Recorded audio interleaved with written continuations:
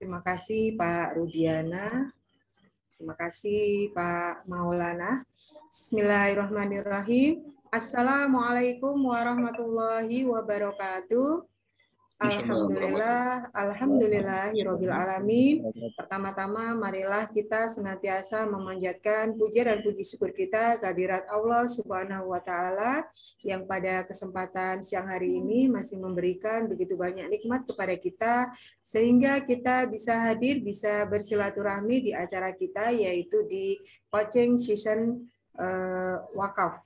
Sholawat dan salam senantiasa tercurahkan kepada junjungan kita Nabi Muhammad SAW, keluarga, sahabat, dan pengikutnya hingga akhir zaman. Bapak-bapak, ibu-ibu, para ustadz dan ustazah sekalian, teman-teman yang dirahmati oleh Allah, berbahagia sekali pada kesempatan siang hari ini kita bisa kembali bersilaturahmi di ruang Zoom ini untuk bersama-sama kita belajar menyimak pemaparan terkait dengan bagaimana caranya kita menyusun program kerja lembaga wakaf kita sebagai salah satu syarat untuk memenuhi persyaratan mengurus legalitas sebagai nazir wakaf Bank BWI. Alhamdulillah pada kesempatan siang hari ini kita akan dibersamai oleh beliau pembina dari Wakaf Mulia Institute yaitu Ustadz Syahroni SPD. Baik Bapak Ibu, kita akan langsung saja memulai acara kita pada kesempatan pagi hari ini. Marilah forum kita buka dengan bersama-sama membaca basmalah. Bismillahirrahmanirrahim.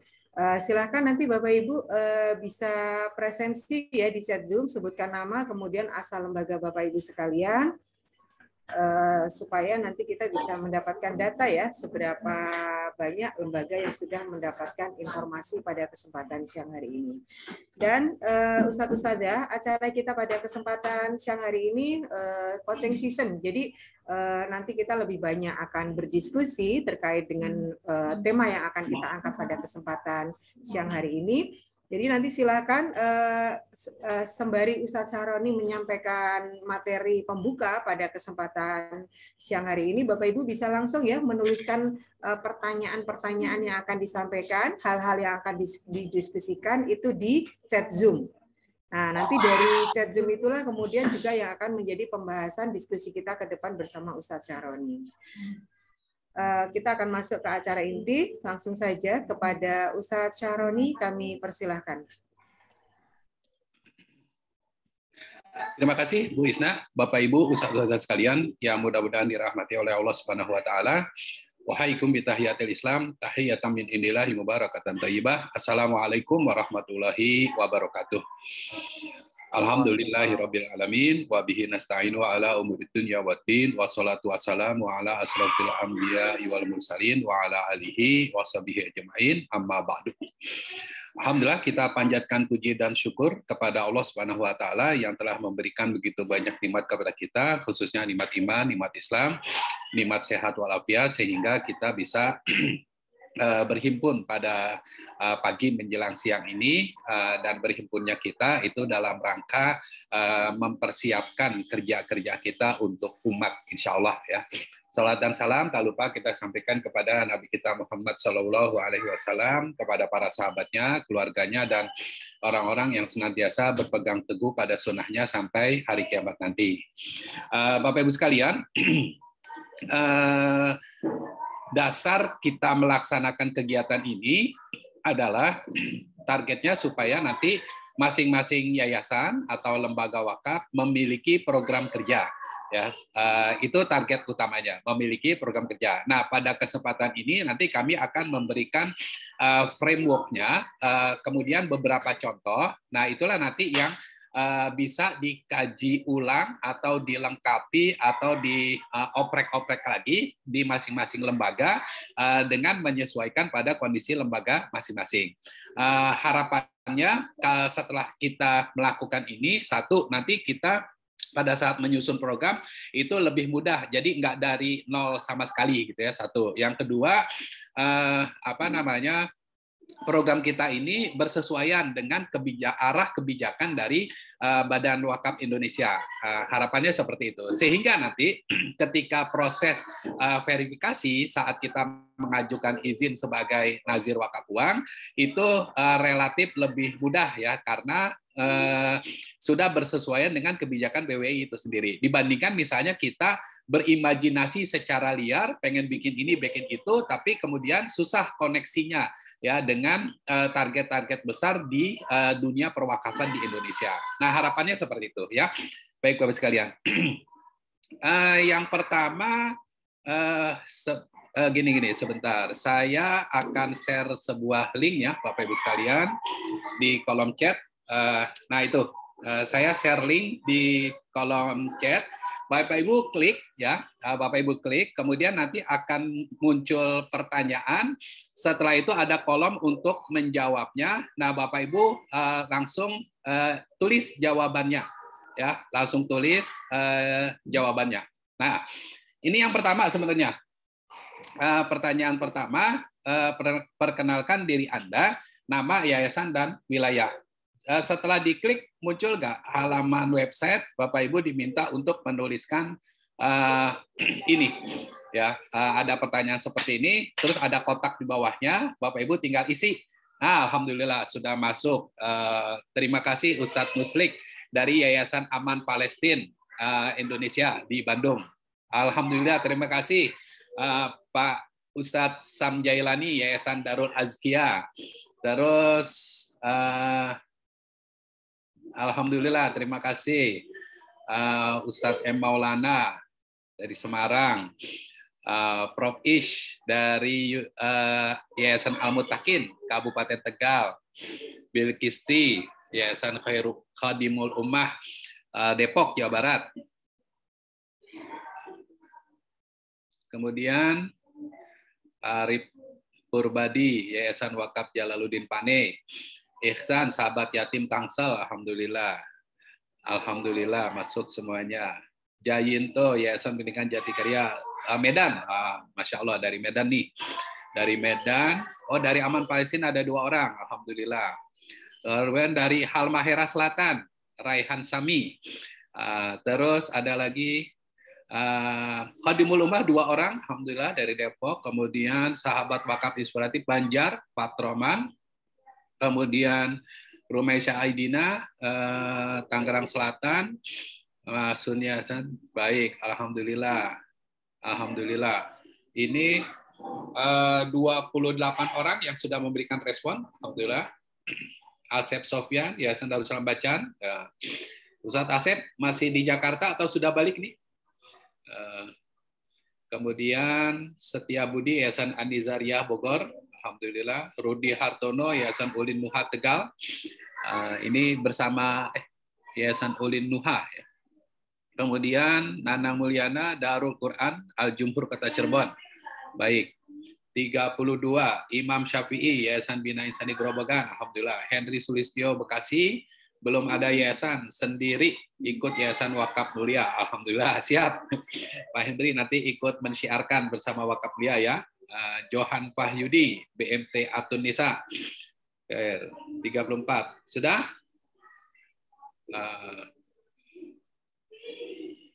Iya.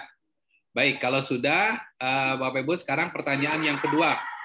Ya, pertanyaan kedua, berapa penghimpunan lembaga Bapak Ibu saat ini? Tuliskan dalam angka ya, tuliskan dalam angka. Misalnya 10 juta, 1 miliar, 100 juta, dan seterusnya. Di sini tidak ada identitasnya, jadi nggak kedetek nih lembaganya apa. Pokoknya tulis saja 8 sampai 14 juta. Baik, terima kasih. 144 juta, 2.500.000, 21 juta. Ya. Assalamualaikum Ustaz. Itu kan ada beberapa peserta yang baru join sebelum di-share mentinya. Mungkin Ustaz bisa menyampaikan. Iya.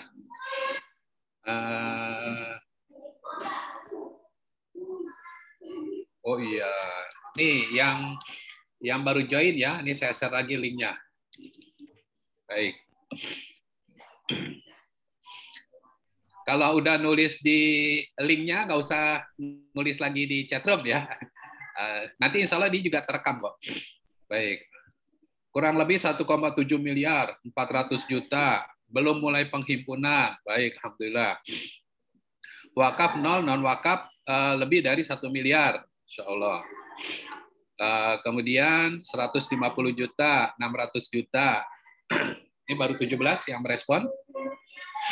Belum melakukan penghimpunan. Yap. 20, 500 juta, 1 sampai 2 juta, 26 juta, 400 juta, 150 juta.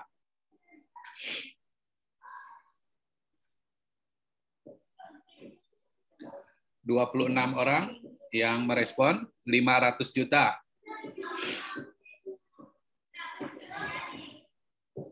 1,4 miliar. Terima kasih.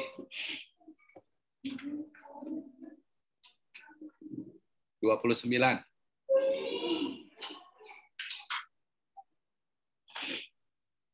3 miliar J-Swap dan sosial.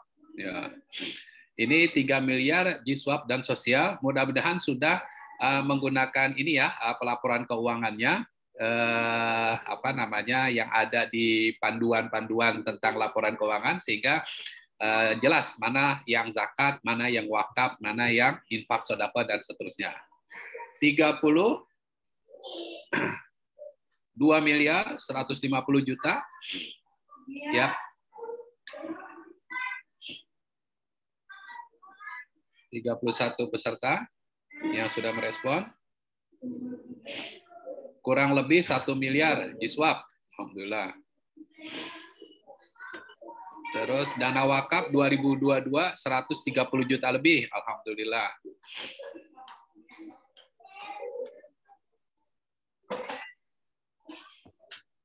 ...33 yang merespon.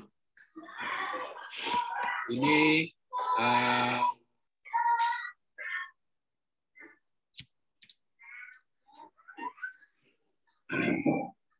baik. Terima kasih Bapak Ibu sekalian. Ini pertanyaan yang kedua. Sekarang terakhir pertanyaan yang ketiga, ya. Pertanyaan yang ketiga.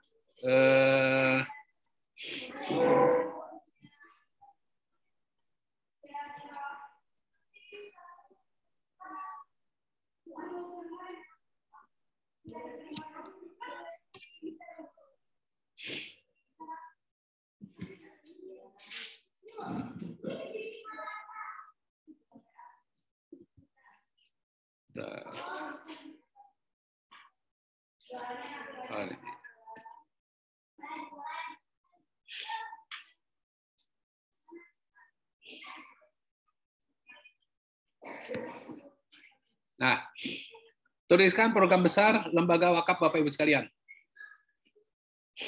Boleh 1, 2, 3 dan seterusnya. Tuliskan program besar lembaga wakaf Bapak Ibu sekalian. Kalau yang belum ada lembaganya tadi tulis aja, belum ada gitu ya.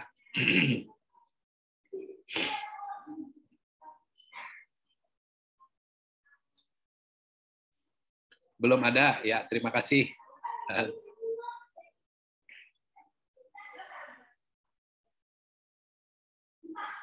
Wow. Masjid Syekh Ajlin, Gaza, Palestina, dan Pusat Kebudayaan Palestina di Indonesia.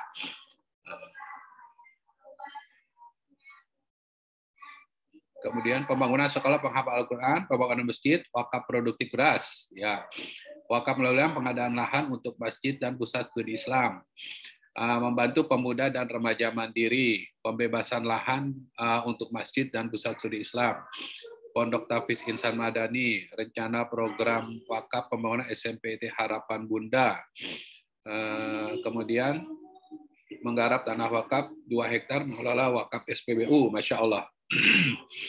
Pembebasan lahan untuk bangunan, wakaf tanah dan wakaf bangunan pesantren. Kemudian Pondok Tafiz dan unit usaha UMKM. Alhamdulillah. Kemudian wakaf tanah dan wakaf bangunan gedung pesantren, pembebasan lahan produktif, ya. Kemudian sahur dan berbuka di Palestina, kurban di Palestina, Yaman, Suriah, Libanon. Insya Allah ini aman Palestina berarti ya. Ini apa? Kemudian wakaf produktif kawasan Masjid Kapal Munzalan Indonesia, Masya Allah. Pembebasan tanah, pembangunan sekolah, program Tapis Quran Darul Muttaqin, tapi belum memberdayakan wakaf hanya dari infak sedekah. Insya Allah, Bismillah. Ya, setelah ini kita gunakan wakaf ya. Baik.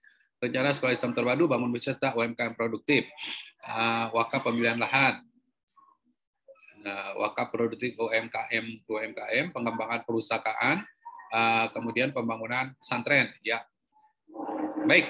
Terima kasih Bapak Ibu saudara sekalian yang telah memberikan jawabannya dari kuis kecil ya yang tadi saya sampaikan. Selanjutnya kita akan segera memulai pembahasan kita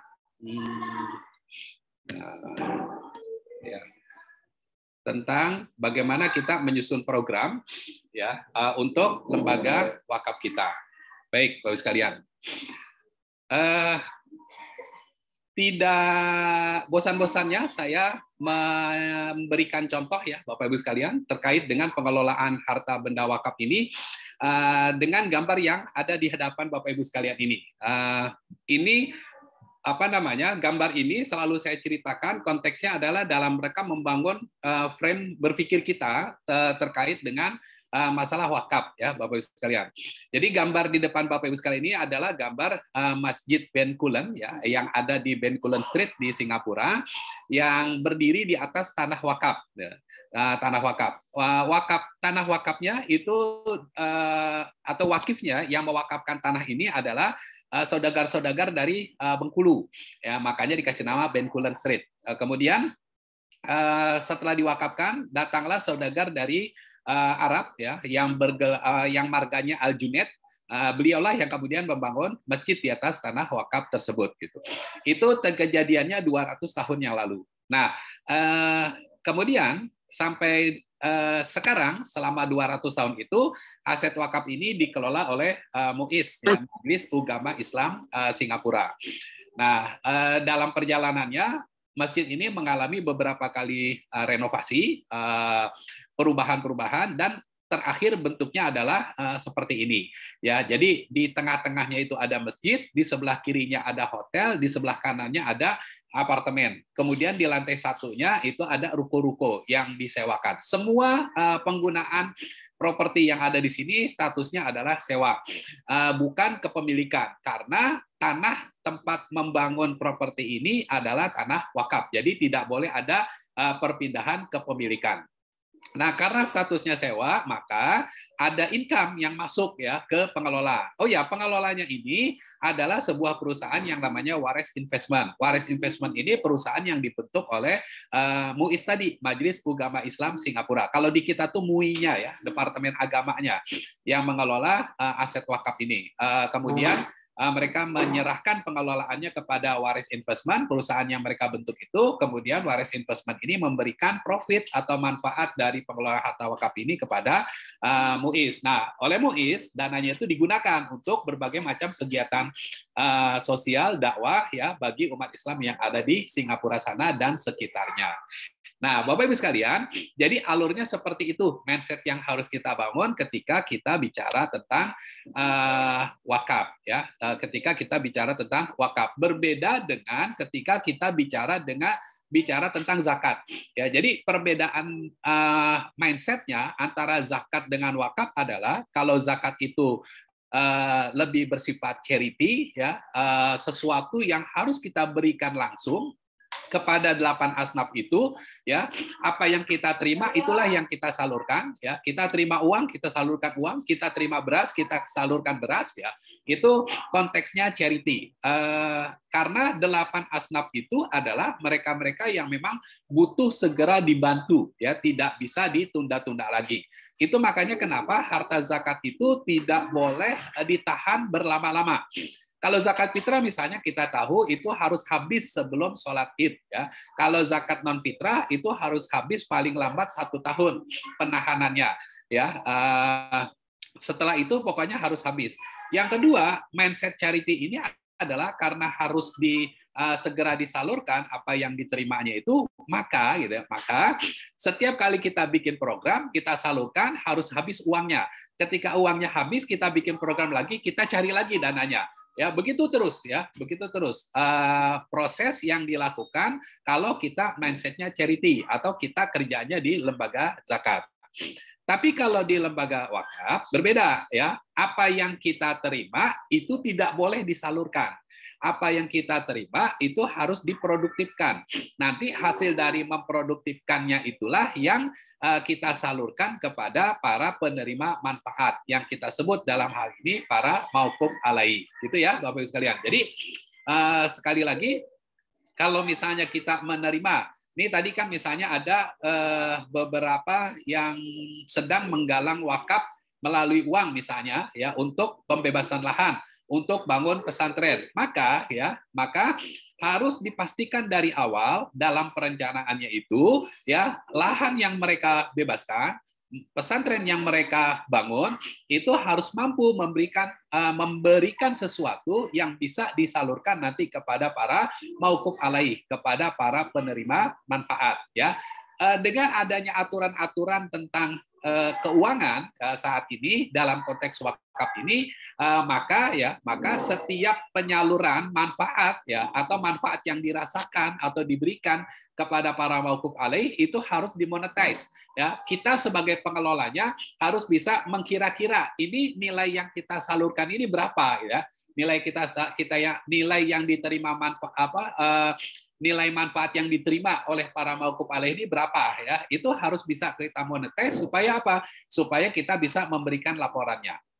Ya. Nah, yang kedua, karena perbedaannya lagi adalah karena dana wakaf ini tidak boleh kita salurkan ya, artinya harus kita produktifkan terlebih dahulu, manfaatnya baru kita salurkan, maka struktur organisasinya pun beda Bapak Ibu sekalian ya, antara lembaga zakat dengan lembaga wakaf. Kalau tadi misalnya paling minimal kalau lembaga zakat itu karena apa yang diterima harus langsung disalurkan, maka struktur organisasi minimalnya ya cuma 2, bidang fundraising, penghimpunan, sama bidang penyaluran. Paling minimal 2 itu aja. Tapi kalau di lembaga wakaf minimalnya itu ada 3. Ya, minimalnya itu ada 3. Pertama ada bidang penghimpunan, yang kedua ada bidang pengelolaan yang mengelola aset wakaf itu supaya produktif, dan yang ketiga lembaga bidang penyaluran. Ya, paling minimal ada 3 itu ya. Yang bidang penyaluran inilah nanti yang kerjanya sama seperti lembaga zakat, yaitu charity ya, menyalurkan, bangun ini, bangun itu, dan seterusnya. Dari mana? Dari hasil manfaat pengelolaan harta wakafnya. Gitu. Nah, ini yang menjadi concern kita ya terkait dengan kalau kita sekarang mau terjun ke dunia wakaf, ya maka mindset kita harus kita rubah. Mindset ini mempengaruhi tadi satu saya sampaikan struktur organisasi di lembaga kita. Yang kedua, Bapak Ibu sekalian, mindset ini nanti berpengaruh kepada program apa yang mau kita buat ya. Kemarin pada saat asesmen itu ketika ada pertanyaan tentang contoh program wakaf ya, contoh program wakaf, itu saya selalu menanyakan, ini bagaimana prosesnya dari wakaf uang sampai kepada, ini contoh kemarin yang BMT At-Tunisa ya, yang di Kalimantan, ada program pembebasan listrik ya, pembebasan biaya listrik untuk masjid gitu. Tapi wakafnya wakaf uang gitu. Wakaf uang untuk pembebasan biaya listrik masjid-masjid di pedalaman. Saya tanya, ini alurnya seperti apa dari wakaf uang sampai kepada bisa membebaskan biaya listrik masjid-masjid yang ada di pedalaman itu. Nah, oleh manajernya diceritain kemarin, alurnya begini, oh ya benar, saya bilang gitu, benar. Kalau alurnya seperti itu benar. Yang tidak benar adalah kalau uang yang dikumpulkan langsung dipakai untuk bayar listrik gitu ya, karena akadnya wakaf uang nih gitu, karena akadnya wakaf uang. Nah, itu mindset ini mempengaruhi bagaimana nanti kita membuat program ya, Bapak sekalian. Nah, jadi yang apa kalau kita balik nih pembahasan kita dalam rangka menyusun program, yang harus pertama kali kita lakukan adalah merubah mindset kita dari cara berpikir charity menjadi cara berpikir yang produktif, memproduktifkan aset wakaf, begitu ya. Yang kedua, Bapak Ibu sekalian, ketika kita menyusun program, ya kita harus merujuk nih apa yang menjadi kebijakan utama dari Badan Wakaf Indonesia. Ini dikeluarkan tahun 2021 ya. Ada 5 prioritas program kerja dari Badan Wakaf Indonesia. Yang pertama adalah membangun kepercayaan publik, transparansi, akuntabilitas, dan pengawasan terkait dengan pengelolaan harta benda wakaf. Ya. Kemudian yang kedua, meningkatkan profesionalitas dan militansi nazir. Ya, seperti upgrading kompetensi, standarisasi, dan sertifikasi nazir. Makanya kemudian dari BWI membentuk satu yang namanya LPP, Lembaga Pelatihan Profesi untuk para nazir ya. Kemudian yang kedua, BWI membentuk LSP, Lembaga Sertifikasi Profesi. Ini dalam rangka implementasi dari program ini. Kemudian yang ketiga, literasi dan edukasi perwakafan umat. Ya, mulai dari sosialisasi, edukasi publik yang terstruktur, dan seterusnya. Ya, kemudian yang keempat, Bapak Ibu sekalian, harmonisasi kelembagaan dan aspek hukum perwakafan. Ya, kalau kata Ustadz Irfan Syokibek ya, salah satu tugas BWI sekarang adalah mengamandemen Undang-Undang Nomor 41 Tahun 2004. Kita tanya kenapa diamandemen, Ustadz? Iya, usianya udah berapa? 2004 sekarang 2022 udah 18 tahun gitu ya. Udah 18 tahun. Perlu ada penyesuaian kata beliau seperti itu. Nanti kalau buat kita kaitannya apa nanti kita lihat. Kemudian koordinasi dan kerjasama antar lembaga ya. Kemudian yang kelima, Bapak sekalian, kemudahan, kepraktisan, dan inovasi produk wakaf. Pemanfaatan teknologi, inovasi produk, dan layanan wakaf. Nah, Bapak Ibu sekalian, inilah 5 prioritas program yang kita jadikan rujukan ketika kita mau menyusun program untuk lembaga kita. Ya, dalam skala mikro, 5 poin ini memang dibutuhkan oleh kita. Ya, harus ada supaya apa? Supaya target-target yang sudah kita canangkan terkait dengan lembaga kita itu bisa kita wujudkan. Nah, itu tujuannya, ya, Bapak Ibu sekalian. Baik, sekarang kita lihat persatu. Ini contoh ya, contoh atau modelnya bagi tiap-tiap program. Misalnya ya, untuk literasi dan edukasi perwakafan umat, maka pastikan setiap lembaga Bapak Ibu sekalian yang hadir pada hari ini punya program rutin ya, seminar edukasi tentang wakaf. Ya, seminar edukasi tentang wakaf. Ini harus kita rutinkan.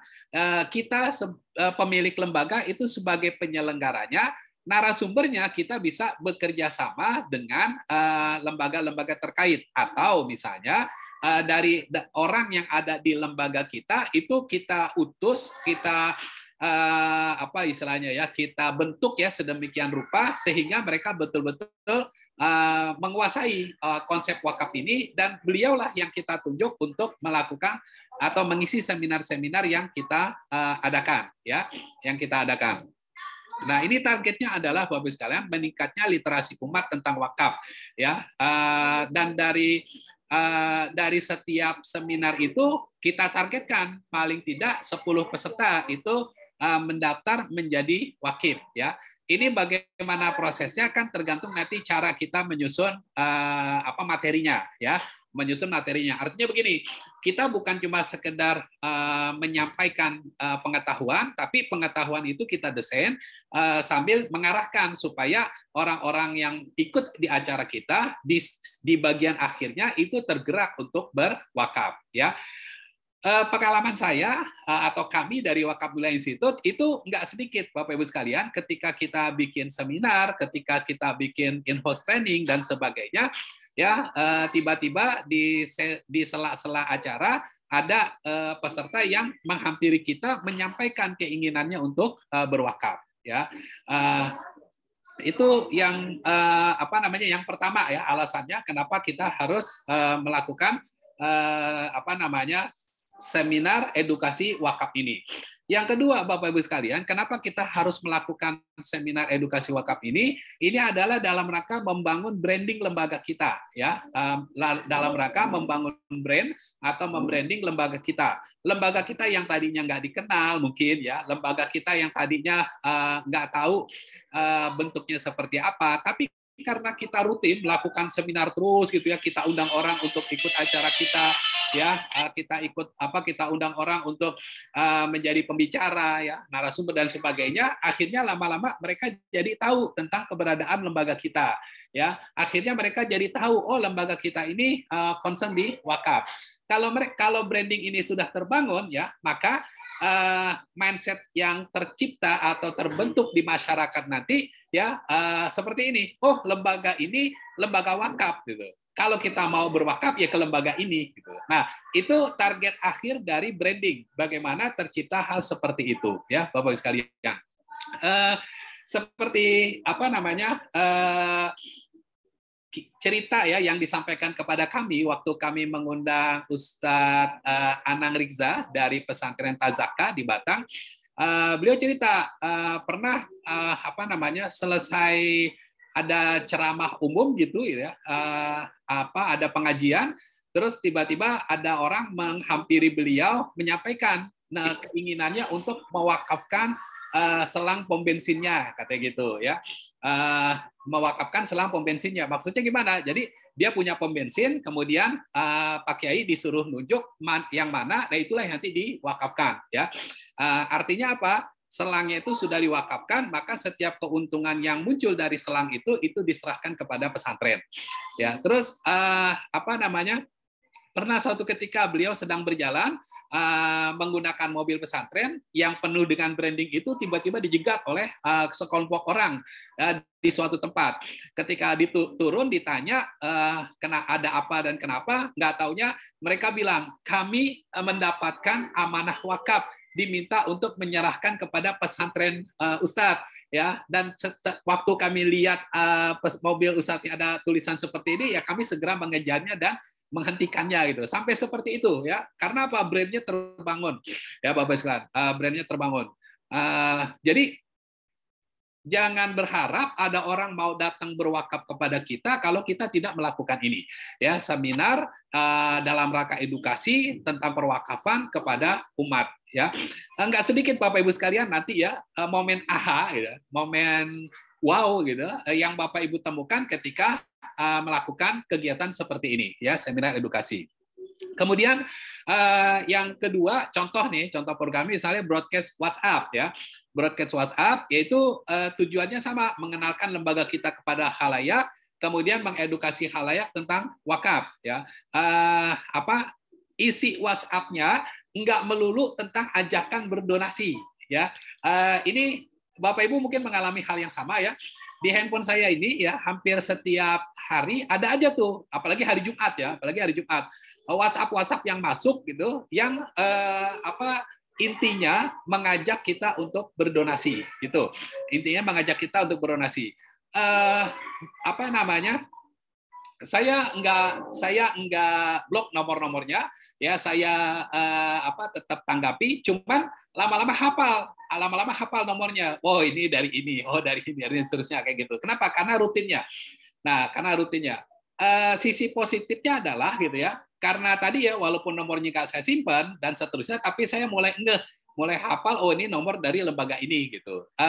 Sisi positif manfaat positif buat yang mengirimkan WhatsApp-nya nama lembaganya jadi mulai dikenal ya sama kita yang tadinya nggak kenal ya, seperti itu. Sama mungkin nanti kalau misalnya Bapak Ibu sekalian melakukan survei melakukan survei kecil-kecilan kepada kelompok-kelompok masyarakat tertentu, coba seberapa besar tingkat popularitas dari lembaga kita. Ya, tingkat popularitas dari lembaga kita. Nah, salah satu cara untuk kita mengenalkan lembaga kita itu adalah dengan kita secara rutin mengirimkan WhatsApp. Yang di WhatsApp itu ada identitas lembaga kita, ya. Kemudian di bagian atasnya body text-nya itu isinya tentang edukasi. Kalau edukasi itu kan targetnya adalah penyadaran ya. Jadi isinya mungkin kutipan ayat, kutipan hadis ya, atau mungkin apa namanya kata-kata ulama dan sebagainya yang berkaitan dengan wakaf baik secara langsung ataupun tidak langsung ya. Targetnya apa? Sama kayak tadi membangun brand ya, sehingga ketika nanti muncul pemikiran apa namanya kita muncul pemikiran dari khalayak itu saya pengen bersedekah, saya pengen berwakaf, maka harapannya yang muncul di benak mereka adalah lembaga kita.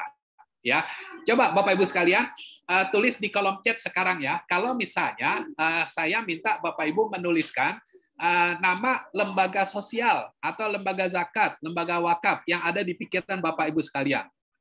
Apa aja coba? Boleh tulis di kolom chat.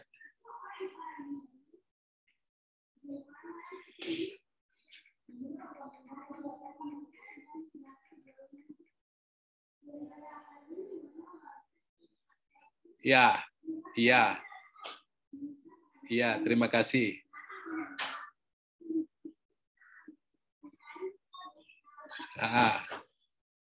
Iya.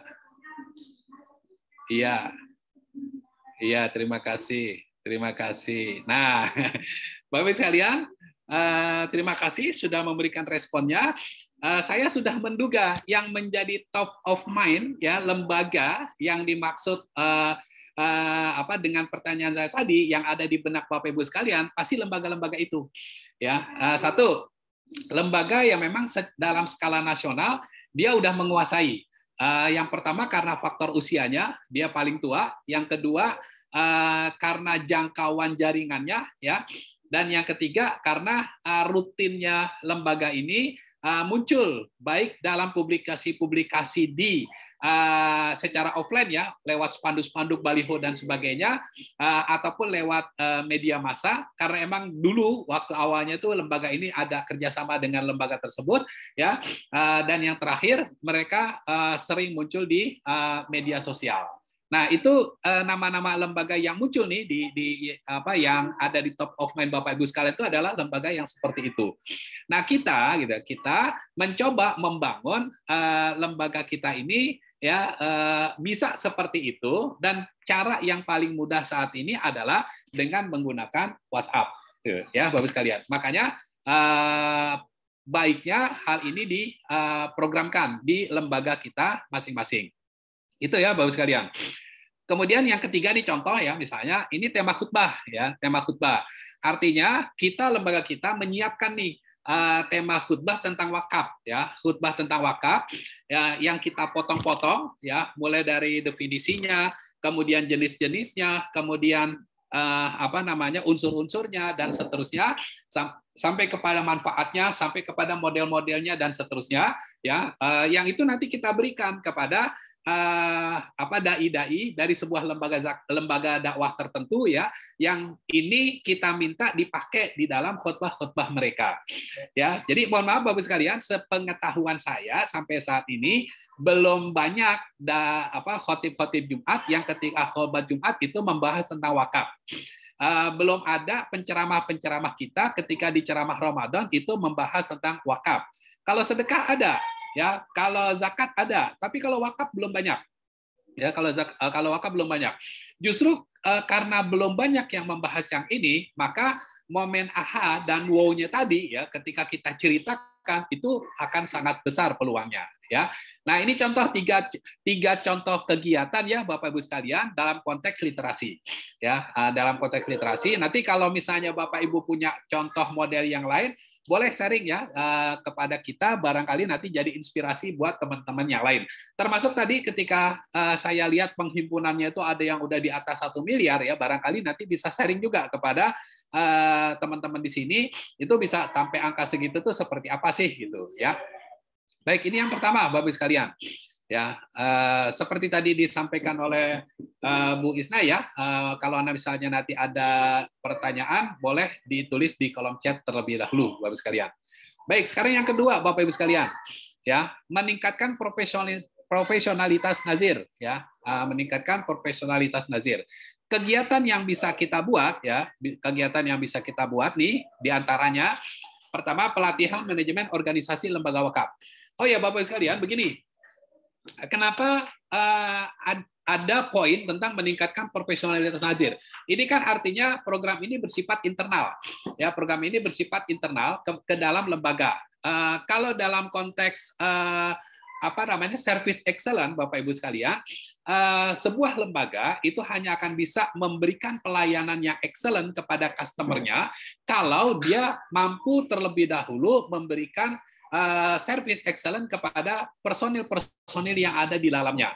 Ya, nah maka ini menjadi salah satu prioritas program juga bagaimana kita meningkatkan profesionalitas orang-orang yang ada di dalam lembaga kita. Ya, dulu waktu saya belajar tentang zakat, dijelaskan kenapa amil zakat itu berhak mendapat 12,5% setara dengan asnaf-asnaf yang lain. Ternyata ada syarat-syaratnya Bapak Ibu sekalian. Dan yang paling saya ingat ya, kenapa amil bisa mendapat 12,5% itu ada syaratnya, dan syarat yang paling utama adalah amil zakat itu harus paham tentang fikih zakat, ya. Harus paham tentang fikih zakat. Itu fikih zakat Bapak Ibu sekalian, di tiap-tiap bagiannya itu ada pembahasan tersendiri dan cukup panjang. Karena dulu saya pernah jadi manajer pelatihannya. Misalnya mulai dari definisinya, kemudian dari dalil-dalilnya, kemudian asnafnya. Nah, ketika bicara asnaf nih yang 8 itu masing-masing asnaf dibahas sendiri-sendiri itu satu sesi. Ya, bayangkan jadi memahami fikih zakat itu sedemikian panjangnya, maka kemudian mereka berhak mendapatkan yang 12,5% itu. Kalau saya analogikan hal itu dengan konteks wakaf, maka ya kita boleh mengambil hak yang 10% sebagai nazir kalau salah satu syaratnya adalah kita paham tentang fikih wakaf, ya. Itu kalau boleh saya analogikan. Nah, kita sebagai pimpinan lembaga harus mentargetkan itu. Makanya kita lakukan pelatihan untuk nazir-nazir kita, ya. Kita lakukan, kita buat pelatihan manajemen organisasi lembaga wakaf, ya. Kalau di kami di Wakaf Mulia Institute, insya Allah sedang dalam proses nih kita mau menyusun kurikulum yang kita kasih nama sekolahnazir.com, ya, sekolahnazir.com. Nanti tinggal tunggu launchingnya aja dari Wakaf Mulia Institute. Tujuannya adalah ini, ya, ke internal, bagaimana kita meningkatkan profesionalitas nazir. Ya, nah targetnya Bapak Ibu sekalian itu adalah meningkatnya kompetensi, ya, pengelolaan organisasi dari lembaga wakaf kita. Meningkatnya kompetensi, ya, kemarin udah jelasin kompetensi itu ada 3 unsurnya, ada skill, knowledge, sama attitude, ya, sikap gitu. Nah kemudian yang kedua Bapak Ibu sekalian, kita ikuti pelatihan dan sertifikasi nazir.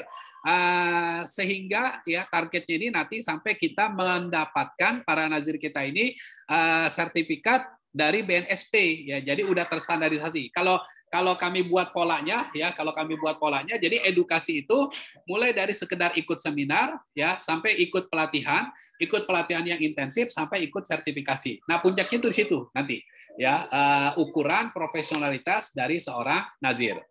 Ya, kemudian yang ketiga, pelatihan manajemen keuangan lembaga wakaf. Ya, pelatihan manajemen keuangan lembaga wakaf, sehingga targetnya ini adalah nanti lembaga kita memiliki pencatatan keuangan yang sesuai dengan standar-standar yang telah ditentukan oleh lembaga terkait. Ya, kalau nggak salah wakaf ini PSAK-nya 112, ya, kalau nggak salah. Berbeda dengan zakat, ya, berbeda dengan zakat. PSAK-nya berbeda, ya. PSAK-nya berbeda. Nah, itu Bapak sekalian. Dan terakhir, Bapak Ibu, studi banding virtual. Studi banding virtual ini adalah kenapa kita buat virtual, ya? Karena mungkin lembaga yang mau kita kunjungi itu posisinya cukup jauh, ya. Saat ini yang pernah kita undang nih lembaga pesantren yang kita anggap sudah cukup berhasil pengelolaan wakafnya.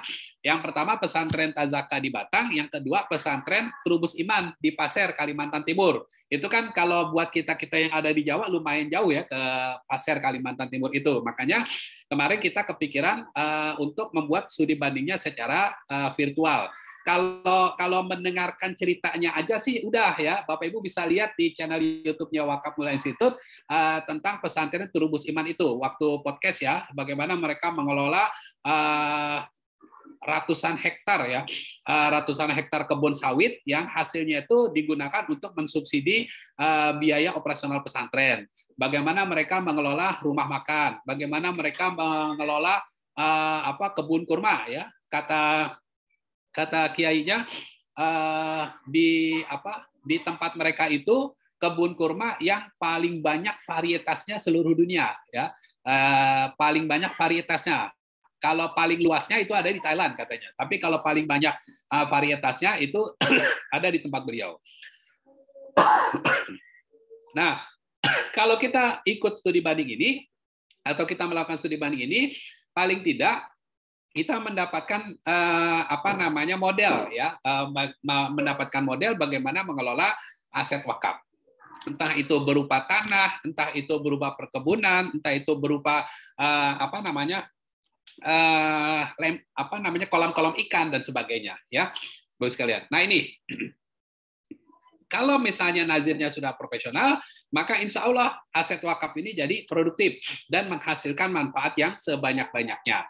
Nah, Bapak sekalian, manfaat yang sebanyak-banyaknya dan berterusan inilah yang menjadi syarat munculnya pahala yang berterusan bagi si wakif ya. Nah, tapi kalau misalnya tidak dikelola, tidak muncul manfaatnya, ya, nah itu walau bisawab pahalanya nyampe apa enggak kepada para wakif tadi, ya. Jadi yang bertanggung jawab siapa di sini? Para nazir, ya, para nazir. Makanya di dalam undang-undang itu ada pembahasan tersendiri tentang tugas para nazir, ya, ada 4 ya, melakukan pengadministrasian, kemudian melindungi, ya, yang ketiga melaporkan, dan yang keempat mengelola, ya, mengelola supaya harta wakaf itu jadi produktif. Nah, ini yang kedua Bapak Ibu sekalian. Kemudian yang ketiga ya, harmonisasi kelembagaan dan aspek hukum perwakafan. Ya, nah pastikan kalau ini dalam konteks lembaga kita ya secara mikro Bapak Ibu sekalian, pastikan lembaga kita memiliki izin sebagai nazir wakaf uang ya dari BWI ya. Jadi kita mengurus izin sebagai nazir wakaf uang dari BWI pusat ya, dari BWI pusat, Badan Wakaf Indonesia yang pusat. Wewenang untuk mengeluarkan izin ini hanya ada di BWI pusat, tidak ada di BWI wilayah ya, apalagi BWI daerah. Makanya kita harus mengurusnya ke pusat dan memenuhi standar-standar yang ada di pusat. Insya Allah Bapak Ibu yang ada di sini sudah ngelihat ya websitenya, sudah melihat syarat-syaratnya dan seterusnya. Dan program kerja ini adalah dalam rangka memenuhi persyaratan tersebut. Ya, adanya di mana? Itu di company profile dari lembaga kita. Ya, ini pun saya mencoba membuat materi ini berdasarkan itu ya Bapak Ibu sekalian. Contoh yang ada di form pendaftaran izin sebagai nazir wakaf uang ya. Ini yang pertama contoh programnya. Nah, yang kedua Bapak sekalian, pembangunan gedung wakaf ya. Kenapa ini kita munculkan sebagai contoh? Supaya kita sebagai sebuah lembaga ya, kita sebagai sebuah lembaga wakaf itu definitif keberadaannya. Ya, definitif wujudnya, organisasinya, kemudian orang-orang internal ketika mereka mau bekerja datangnya kemana ya, dan seterusnya itu jelas. Terus klien-klien ya, customer-customer, wakif-wakif, para penerima manfaat ketika mau berkoordinasi dengan kita, ketemu dengan kita, itu pun jelas definitif tempatnya di mana ya. Kenapa ini baiknya menjadi program prioritas ya terkait dengan pembangunan gedung wakaf ya. Ini artinya menjadi kantor utama kita ya, Bapak sekalian. Mohon doanya, insya Allah Wakaf Mulia Institute sedang berproses ke sini juga ya. Mudah-mudahan tidak dalam waktu yang tidak lebih dari setahun ya, kita sudah bisa mendefinitifkan kantor kita tuh di sini gitu ya. Kalau sekarang kan masih menumpang nih gitu ya, masih menumpang. Kantor pusatnya ini di tempat saya duduk sekarang ya, di Jakarta. Kalau kantor operasionalnya di tempat Bu Isna itu di Jogja gitu ya, dan seterusnya. Nanti kita akan buat definitif ini Wakaf Mulia Institute tuh di sini gitu ya, insya Allah. Nah, mudah-mudahan Bapak Ibu sekalian lembaga wakafnya juga bisa seperti itu. Yang keempat Bapak Ibu sekalian, itu tentang kemudahan, kepraktisan, dan inovasi produk wakaf. Ya, usulan contoh programnya adalah Bapak Ibu sekalian, pastikan lembaga wakaf kita memiliki rekening di bank syariah, ya minimal dua bank yang berbeda. Buat apa? Untuk memudahkan para wakif itu mentransfer uang, mengirimkan dana-dana wakafnya ya kepada kita. Karena Bapak Ibu sekalian, kalau misalnya kita cuma punya satu, udah gitu berbeda dengan bank yang dimiliki oleh calon wakif gitu ya, walaupun jumlah atau perbandingannya rasionya tidak terlalu signifikan, tapi secara emosional tuh berpengaruh ketika beda bank. Oh beda bank ya, kena biaya admin ya, gitu dan seterusnya ya. Nah khawatir ketika ini tidak kita antisipasi, nanti malah mempengaruhi niat mereka untuk berwakaf ya.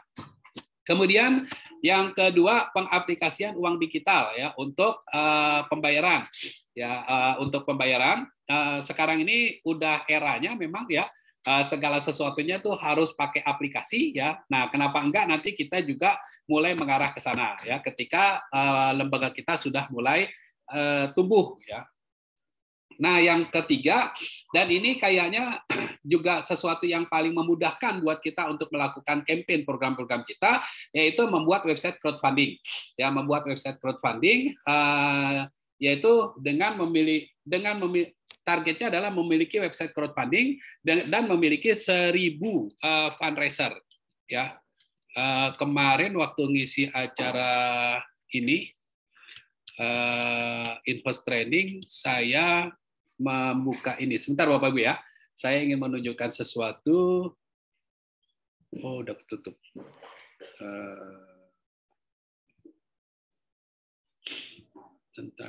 Aduh, saya lupa filenya.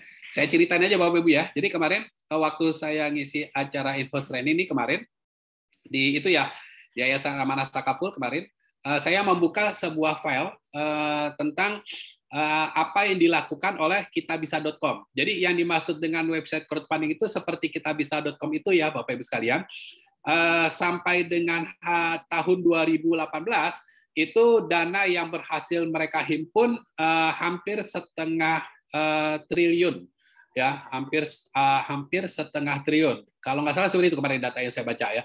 Sampai dengan tahun di tahun 2018 dengan 16.000 sekian campaign program. Nah, yang menarik adalah 16.000 sekian campaign ini bukan punyanya kitabisa.com, tapi punya masyarakat yang memanfaatkan platform kitabisa.com untuk mereka menghimpun dana. Jadi mereka daftar, mereka pasang program, kemudian mereka melakukan campaign di situ. Ya, kemudian yang ketiga di data itu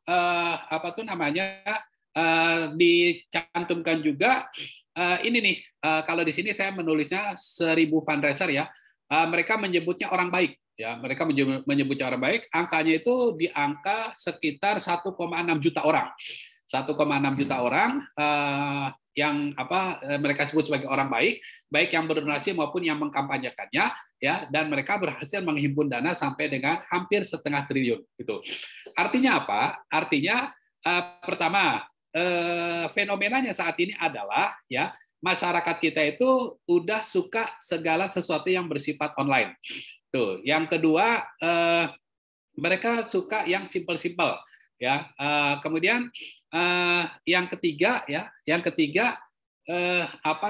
mereka suka sesuatu yang datang kepada mereka secara berulang-ulang dan menginspirasi ya, Nah, itu bisa kita lakukan lewat website crowdfunding dipadukan dengan program yang kebijakan program yang pertama tadi, Blast WhatsApp untuk memperkenalkan lembaga kita termasuk program-program kita ya Bapak sekalian. Nah, itu manfaatnya atau fungsi dari website crowdfunding ya. Nah, ini contoh beberapa program dalam konteks kemudahan, kepraktisan, dan inovasi produk wakaf. Ya. Nah, yang kelima, Bapak sekalian, ini yang terakhir, inovasi produk wakaf. Ya. Inovasi produk wakaf. Misalnya apa? Ini yang poin kelima ini sudah masuk ke ranah bagaimana kita memproduktifkan harta benda wakaf ya, Bapak sekalian. Jadi sekali lagi begini, harta wakaf yang kita himpun ya itu tidak langsung kita salurkan, tapi gitu ya kita produktifkan terlebih dahulu, kemudian setelah kita produktifkan mendapatkan profit atau manfaat, nah manfaatnya itu baru kita salurkan ya. Contohnya apa? Misalnya ini sekedar contoh ya, nanti bisa disesuaikan dengan kondisi di lembaga masing-masing ya. Misalnya ini saya menyebutnya angkringan style gitu. Ini ada sebuah rumah makan jualan mie ya Bapak sekalian, jualan mie, harganya itu cuma Rp18.000 per porsi. Ini yang kelas menengahnya, ya. Kelas menengahnya paling murahnya itu 13.000 kalau nggak salah, paling mahalnya itu sampai 22.000, gitu ya. Seandainya nih kita mencoba ini, kemudian kita berhasil menjual 100 porsi per hari, ya. Kita berhasil menjual 100 porsi per hari. Ini kita nih contoh ya, baru memulai. Kalau yang gambar yang saya munculin ini itu sehari bisa sampai 1.000 porsi Bapak sekalian. Ya, jadi omsetnya berapa? 18.000 ya, dikali 100 ya, kemudian dikali 30 hari. Omsetnya adalah 54 juta rupiah ya. Kemudian omset bersihnya misalnya 30%. Ini saya ambil yang paling kecil. Konon katanya kalau bisnis kuliner itu profitnya bisa di atas 50% ya. Ini saya ambil yang paling kecil, 30% dari 54 juta itu 16.200.000. Nah, omset bersih ini yang digunakan untuk biaya rumah Quran, panti asuhan, gaji guru, dan kegiatan charity yang lainnya. Ya, nah ini Bapak sekalian contoh dari inovasi produk wakaf. Ya, kita bikin angkringan style seperti ini yang memang lagi digandrungi sama anak-anak milenial, ya, Bapak sekalian. Nah, ini contoh yang pertama. Yang kedua, ya, misalnya kita bikin ini laundry wakaf, ya. Nah, ini laundry coin nih, Bapak sekalian, ya. Kita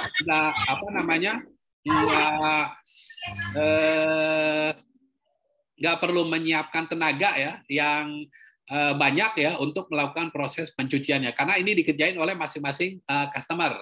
Kita cuma jualan koinnya aja ya. Nah, berapa perkiraannya gitu ya, perhitungannya. Misalnya harga koinnya itu Rp10.000 per koin, terjual 500 koin per hari ya. Omsetnya berarti berapa? 150 juta per bulan. Ini selama 30 hari. Jam operasionalnya segini. Nah, misalnya omset bersihnya 30%, berarti yang bisa kita terima itu 50 juta rupiah. Ya, nah sekali lagi omset bersih inilah yang digunakan untuk biaya rumah Quran, panti asuhan dan seterusnya. Ya, kalau tadi ada yang punya program misalnya pembangunan masjid atau misalnya beasiswa ya dan sebagainya, itu diambilnya dari sini ya Bapak sekalian. Itu diambilnya dari omset bersih gitu. Kemudian yang berikut minimarket wakaf ya. Ini contohnya contoh minimarket omsetnya ini yang saya pelajari dari data-data minimarket ini ya Bapak sekalian, itu 90 juta rupiah omsetnya per 30 hari. Kemudian omset bersihnya misalnya 30%, dapatnya 30 juta ya, dan seterusnya. Ini bikin minimarket ini cocok buat lembaga wakaf atau yayasan yang juga menyelenggarakan pesantren ya, atau sekolah boarding ya, yang jumlah muridnya cukup banyak ya, di atas 500 orang misalnya gitu ya, di atas 1.000 orang. Ini potensial dibandingkan misalnya kita biarkan, tidak kita kelola, tapi kemudian ada orang-orang tertentu atau malah mungkin orang luar yang mengambil peluang ini ya Bapak sekalian. Gitu. Kemudian yang berikut inovasi produk wakaf, agro wakaf. Ini kita bisa bikin pertanian ataupun peternakan dengan hitungan yang real berdasarkan tempat kita masing-masing.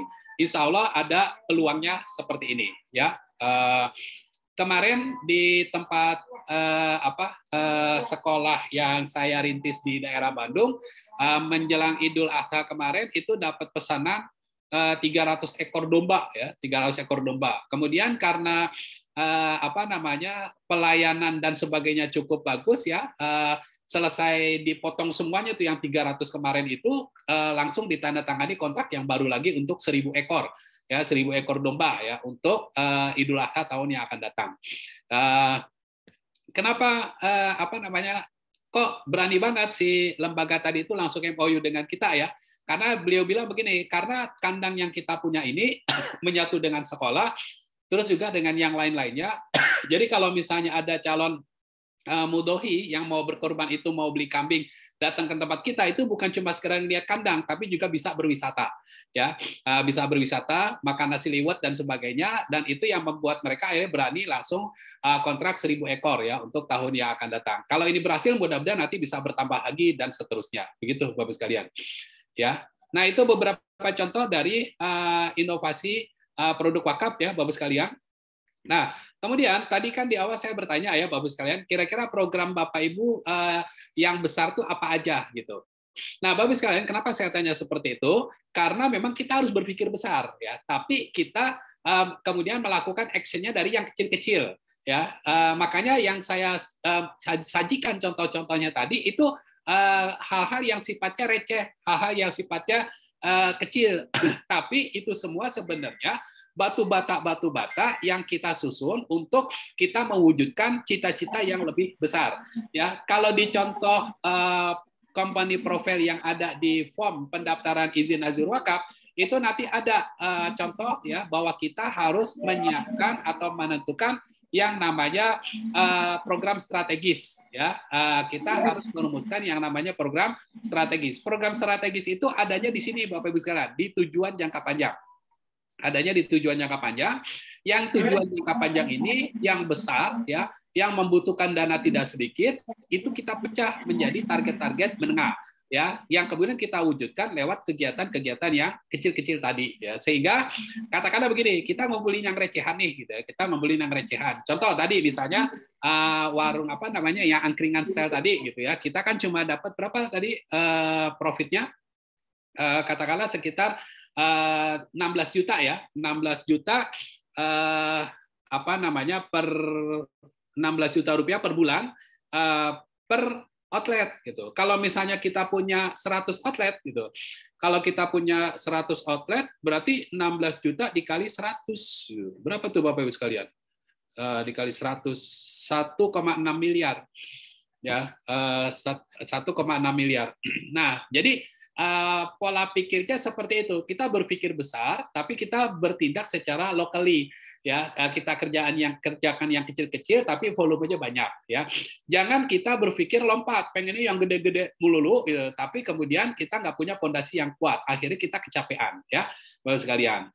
Nah, ini beberapa contoh program strategis, ya. Nanti yang bisa kita rumuskan. Ya, misalnya contoh ini rumah sakit ya.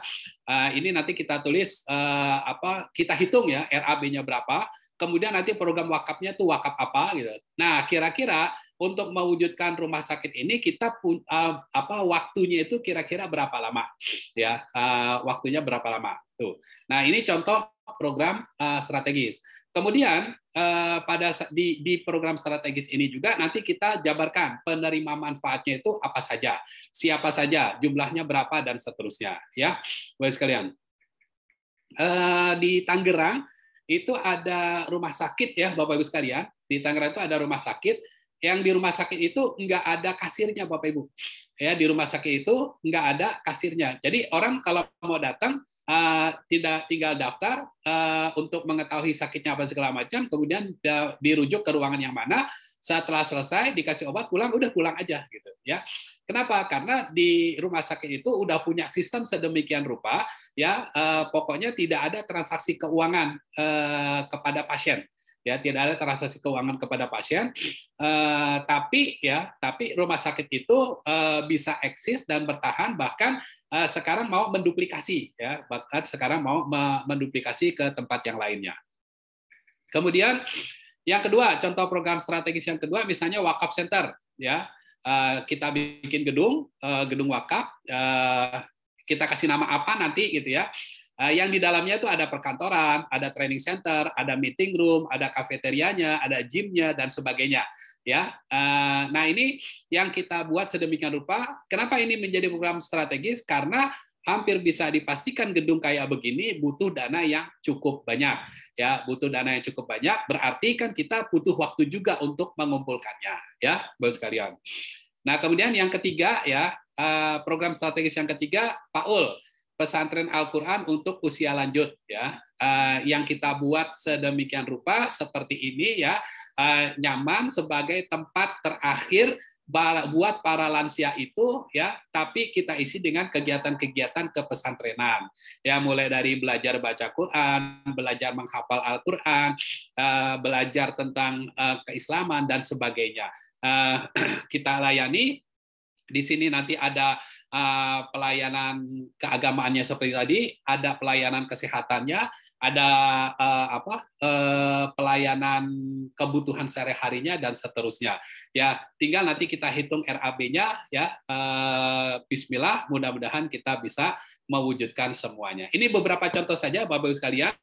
Intinya apa? Intinya satu ya, apapun nanti program yang kita buat, arahkan kepada 5 program strategis ya yang telah dicanangkan oleh BWI ini. Satu. Yang kedua ya, sebesar apapun program kita, ya kita tarik mundur sampai kepada kegiatan yang kecil-kecil, yang itu menjadi batu bata untuk kita bisa mewujudkan cita-cita yang besar ini. Ya, kemudian yang ketiga, Bapak Ibu sekalian, Bismillah, jalanin aja. Insya Allah nanti di tengah jalan kita akan ketemu ya dengan para wakif, ya dengan orang-orang yang memang Allah datangkan kepada kita untuk membantu mewujudkan segala cita-cita baik kita. Karena kita yakin bahwa yang kita perbuat ini adalah dalam rangka mensyiarkan syiar-syiar agama Allah. Wa may yu'azzim sya'airallahi fa innaha min taqwal qulub. Barang siapa yang mensyiarkan syiar-syiar agama Allah, itu merupakan tanda dari ketakwaan hatinya. Dan ketika kita menolong agama Allah, maka insya Allah Allah akan mendatangkan makhluk-makhluk yang lainnya untuk menolong perjuangan kita. Wallahu a'lam bishawab. Aqulu qouli hadza, astagfirullah li wa lakum. Saya kembalikan kepada Bu Isna sebagai pembawa acara. Tafadhol Bu Isna. Baik, terima kasih kepada Ustadz Syahroni yang sedang memaparkan ya materi terkait bagaimana kita panduan-panduan ketika menyusun program kerja wakaf di lembaga kita. Bapak Ibu, kita masuk ke sesi yang berikutnya, yaitu sesi diskusi. Silakan Bapak Ibu bisa bertanya melalui chat Zoom, atau bisa juga Bapak Ibu ini ya, bertanya secara langsung. Nanti insya Allah untuk materi akan di-share dan juga berikut dengan rekamannya. Nah, ini Ustadz sudah ada yang bertanya. Bapak Ibu silakan ya, bisa bertanya secara langsung juga dari Bapak Rifki. Assalamualaikum. Tanya Bu. Waalaikumsalam. Silakan ya. Silakan Ustadz. Ya, Assalamualaikum Ustadz Syahroni. Saya dari Balikpapan mau tanya. Tadi cukup menarik pemaparan dari Ustadz Syahroni. Di kita kan juga lagi sedang penggalangan dana wakaf ya. Cuman kita ada sedikit kebingungan gitu terkait dengan ya, kita kan punya program utamanya itu kan bangun masjid dan pesantren tahfiz ya Ustadz ya. Lalu kemudian kita pengen bangun juga di sebelahnya itu market gitu, kayak minimarket lah gitu. Ya. Nah ini kan, dan juga kita juga punya program wakaf yang lain untuk studio dan segala macam. Ini program wakaf yang banyak begini, ini gimana ya supaya kan wakifnya itu kan mungkin itu aja juga gitu. Ini gimana supaya wakif itu nggak bingung gitu. Ini lembaga ini kok program wakafnya banyak banget, yang mana yang harus kami dulukan gitu. Jadi ini gimana supaya kita bisa mengedukasi kepada para wakif mana sebenarnya yang utamanya gitu, yang mau diselesaikan mana dulu gitu, apakah semuanya sambil jalan semua atau bagaimana gitu. Mungkin ada pengalaman Ustadz Syahroni. Terima kasih. Assalamualaikum warahmatullahi wabarakatuh. Waalaikumsalam warahmatullahi wabarakatuh. Terima kasih Pak Azin. Silakan Ustadz Syahroni bisa langsung dibantu. Ya, saran saya begini Ustadz. Yang pertama, masing-masing program tadi itu didetailkan dulu ya, didetailkan dulu seperti katakanlah tabel yang saya buat tadi ya, mulai dari targetnya, kemudian penerima manfaatnya, kemudian kebutuhan anggarannya dan seterusnya gitu ya. Itu didetailkan dulu. Kemudian yang kedua itu dibuat timelinenya Ustadz. Dibuat timelinenya. Jadi masing-masing program ini target selesainya kapan? Ya, target selesainya kapan? Target selesainya kapan merujuk kepada satu tingkat kebutuhan. Ya, kalau misalnya gini, menurut Ustadz yang paling dibutuhkan sekarang ini masjid, ya, masjid, karena kita belum ada tempat untuk memusatkan ibadah anak-anak, memusatkan kegiatan anak-anak, gitu. Kalau kita pakai masjid yang lain jaraknya cukup jauh, gitu misalnya. Nah, berarti Ini kita kasih nilai prioritas utama 1. Kemudian yang kedua, prioritas berikutnya apa? Prioritas apa dan seterusnya, gitu ya. Nah, kalau misalnya udah ketemu nih skala prioritasnya seperti itu, nah kemudian lihat apa tuh namanya dilihat dari kebutuhan anggarannya. Ya, kita lihat dari kebutuhan anggarannya. Dari berbagai macam program itu, yang paling besar ya itu yang mana? Kita urutkan lagi dari yang paling besar sampai yang paling kecil, gitu. Kemudian yang berikutnya lagi kita bikin lagi skala prioritasnya berdasarkan ini Ustaz, apa tuh namanya efeknya ya, multiplier efek dari program tersebut. Maksudnya misalnya begini, misalnya ketika kita melakukan seminar atau pelatihan, konteksnya adalah edukasi wakaf gitu ya. Kan targetnya adalah 1, ada wakif-wakif, ada peserta yang menjadi wakif. 1. Yang kedua, ada peserta yang kemudian mau bergabung bersama kita untuk ikut mensyiarkan wakaf kita gitu. Nah, kalau misalnya ini terjadi berarti gitu ya, berarti target yang besar tadi itu misalnya untuk bangun masjid ya, yang tadinya hanya dipikul oleh beban terhadap sekian orang pengurus saja misalnya, tapi kalau misalnya kemudian banyak orang-orang yang mau bergabung bersama kita gitu ya, artinya apa? Bebannya itu jadi terpecah kan ke semakin banyak orang. Nah, kalau misalnya semakin banyak orang yang melakukan campaign program kita, maka insya Allah semakin besar juga orang yang akan mendapatkan edukasi. Kalau semakin besar orang yang mendapatkan edukasi, maka insya Allah semakin besar peluang kita untuk mendapatkan wakif-wakif baru yang nilainya juga mungkin kita tidak bisa prediksikan, dan justru akhirnya itu akan memperbesar mempercepat pencapaian target yang prioritas utama tadi gitu. Jadi memang ini simultan Ustaz, kita tidak tidak bisa saklek ya, hanya fokus pada satu kegiatan ini terus gitu ya. Tapi intinya kita harus memperbanyak pasukan fundraising kita supaya apa? Supaya semakin banyak orang yang ikut mengkampanyekan program kita, gitu ya. Itu makanya kenapa di website crowdfunding yang kita buat di Wakaf Mulai ini itu kita buat sistem affiliate. Ya, kita buat sistem affiliate yaitu ada semacam ujroh ya atau komisi buat para fundraiser. Ya, sehingga orang tertarik untuk ikut mengkampanyekan program kita. Dan kita membuka peluang itu. Bayangkan kalau misalnya kita cuma fokus pada orang-orang yang ada di lembaga kita, misalnya hanya sekedar 10 orang, tapi ketika kita membuka peluang buat orang lain untuk bergabung ya bersama kita, akhirnya jumlah kita bisa sampai ribuan orang. Ya. Kemarin ada Yayasan Wisna yang di Purworejo ya. Itu admin untuk sosial medianya aja ada 30 orang ya. Ada 30 orang. Gitu, sehingga walaupun tempat lokasi beliau adanya di Purworejo itu di tengah-tengah ya antara utara selatannya Pulau Jawa, tapi penghimpunannya itu luar biasa gitu, karena dia menggunakan sosial media dengan admin yang nggak sedikit tadi sampai 30 orang gitu. Nah, tunggu Ustaz, dibuat hal seperti itu ya, nanti tinggal disepakati kalau gitu strateginya seperti ini begitu. Mohon maaf saya hanya bisa ngasih arahan umum saja. Mungkin akan lebih spesifik nanti kalau misalnya programnya udah Ustadz ini nih, Ustadz Jembreng gitu ya, jabarkan satu-satu, jadi kelihatan. Kalau gitu kita fokus di sini untuk ini dan seterusnya gitu. Itu Ustadz ya. Baik Ustadz, syukran jazakallahu khairan. Baik, terima kasih Ustadz Sahroni. Ini selanjutnya tadi yang pertama dari Pak Jayinto dari Medan. Silakan ya. Pak Jayinto. Terima kasih Bu Isna. Terima kasih Ustadz Sahroni. Iya, saya mau flashback ke belakang ini, Ustadz. Iya, ya. Saya punya yayasan, tapi bukan yayasan wakaf.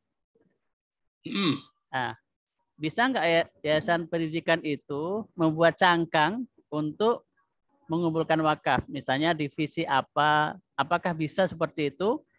Apakah saya harus membuat yayasan sendiri untuk wakaf? Gimana, Ustadz? Terima kasih, Ustadz. Ya. Ustadz cukup membuat SK saja Ustadz, surat keputusan dari ketua yayasan, ya kepada orang-orang tertentu yang diamanahi oleh yayasan untuk mengelola lembaga wakaf di bawah yayasan Ustaz. Jadi Gitu. jadi perlu membentuk divisi wakaf. Betul. Oh, Nah, nanti tinggal ditunjuk ketuanya siapa, sekretarisnya siapa, ya, dan seterusnya. Nanti bidang-bidang yang diperlukan apa, ya, sesuai dengan sumber daya yang ada di sana. Ustadz SK-kan, kemudian diedukasi deh tentang wakaf supaya bisa berjalan. Cukup begitu aja, Ustadz. Terima kasih, Ustadz. Ya, Pak. Monggo, baik, terima kasih Pak Jainto. Selanjutnya silakan Pak Arif Purbadi dari Jogja. Ya, terima kasih. Assalamualaikum, Ustadz Saroni. Waalaikumsalam, Ustadz Arif. Ini masih belum puas ketemu Ustadz Saroni karena waktu kemarin habis makan Ustadz Saroni keburu-buru. Ada 2 pertanyaan Ustadz Saroni ya. Monggo, yang pertama yang berkaitan dengan izin, ya. Izin untuk menjadi lembaga wakaf uang. Itu berapa program sebaiknya dimasukkan? Seperti tadi sudah saya sampaikan, sebetulnya kami sudah diamanati untuk 2 hektar tanah, tapi belum mau diapa-apakan apa, dan SPBU. Ya. Yang lain ada beberapa tanah yang di daerah terpencil. Ya. Itu yang pertama. Berapa program sebaiknya untuk dimasukkan ke dalam dokumen yang dimasukkan ke BWI nantinya, ya. Yang kedua, kalau melalui wakaf mulia ini, ya, sebagai salah satu ya istilahnya pendamping, ya, untuk mengurus perizinan, itu apakah kita juga memberikan semacam ya katakanlah ya konsultan fee ataupun apa gitu. Yang kedua, ya. Boleh satu lagi ya, Ustaz ya? Moga-moga. Yang ketiga, ini amanah dari Dewan Pembina Syariah kami. Kami itu kan ada dalam satu komunitas yang cukup besar, dalam satu komunitas thoriqoh yang cukup besar. Nah, itu inginnya sebetulnya ingin membentuk semacam lembaga yang bisa mengedukasi kepada para ikhwan ini mengenai wakaf ini. Dan kemarin pada waktu assessment itu saya tanyakan kepada Pak Arif Rohman, apakah lembaga ini itu bisa kemudian menjadi LSP. Beliau itu kemudian memberikan saran, ya bisa, tapi sebaiknya untuk bisa berkolaborasi dulu. Nah, apakah kemudian wakaf mulia berkenan gitu ya berkolaborasi dengan kami gitu ya untuk bisa memberikan edukasi kepada tentunya pemasaran kami yang pertama adalah captive ya, captive kepada ikhwan-ikhwan yang tergabung di dalam komunitas itu. Ya kemudian juga bisa meluas. Artinya seperti apa nanti teknisnya dan segala macam. Begitu Ustaz Tani, syukron. Baik, Afan. Baik, saya coba jawab satu persatu. Bu Isna mohon izin ya.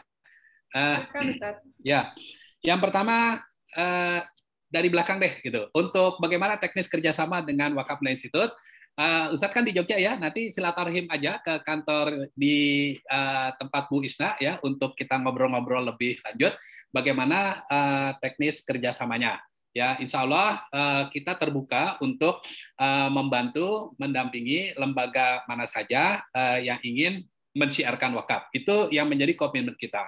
Kemudian yang kedua, kalau misalnya lembaga-lembaga wakaf ini ingin mengurus izin ke BWI, apakah ada konsultan fee? Insya Allah itu juga sudah menjadi komitmen kami buat yayasan-yayasan binaan kami, ya, bahwa ini target dari pembinaan ini adalah sampai kepada lembaga-lembaga ini memiliki izin dari Badan Wakaf Indonesia, begitu ya. Apa namanya? Jadi insya Allah nggak ada kalau disebut dengan konsultan fee, itu nggak ada. Kecuali misalnya nanti ada apa tuh namanya permintaan khusus ya, kecuali itu misalnya ada permintaan khusus yang mengharuskan kami misalnya datang ke tempat Bapak atau bagaimana dan seterusnya, itu perlu kita diskusikan terkait dengan teknis kedatangannya gitu. Cuma itu aja, tapi kalau komitmen fee insya Allah nggak ada. Kemudian yang pertama terkait dengan berapa program minimal yang harus kita sampaikan, kita laporkan ke BWI ya. Bapak sekalian, pertama sebenarnya tidak ada ketentuan berapa programnya gitu ya. Cuman begini, semakin banyak kita membuat program, semakin menyeluruh cakupan program kita, itu semakin kelihatan kredibilitas lembaga kita. Ya, itu satu. Yang kedua, ini bocoran aja gitu ya, kemarin dari staf di BWI beliau cerita gini, pokoknya kalau ada proposal masuk nih gitu ya.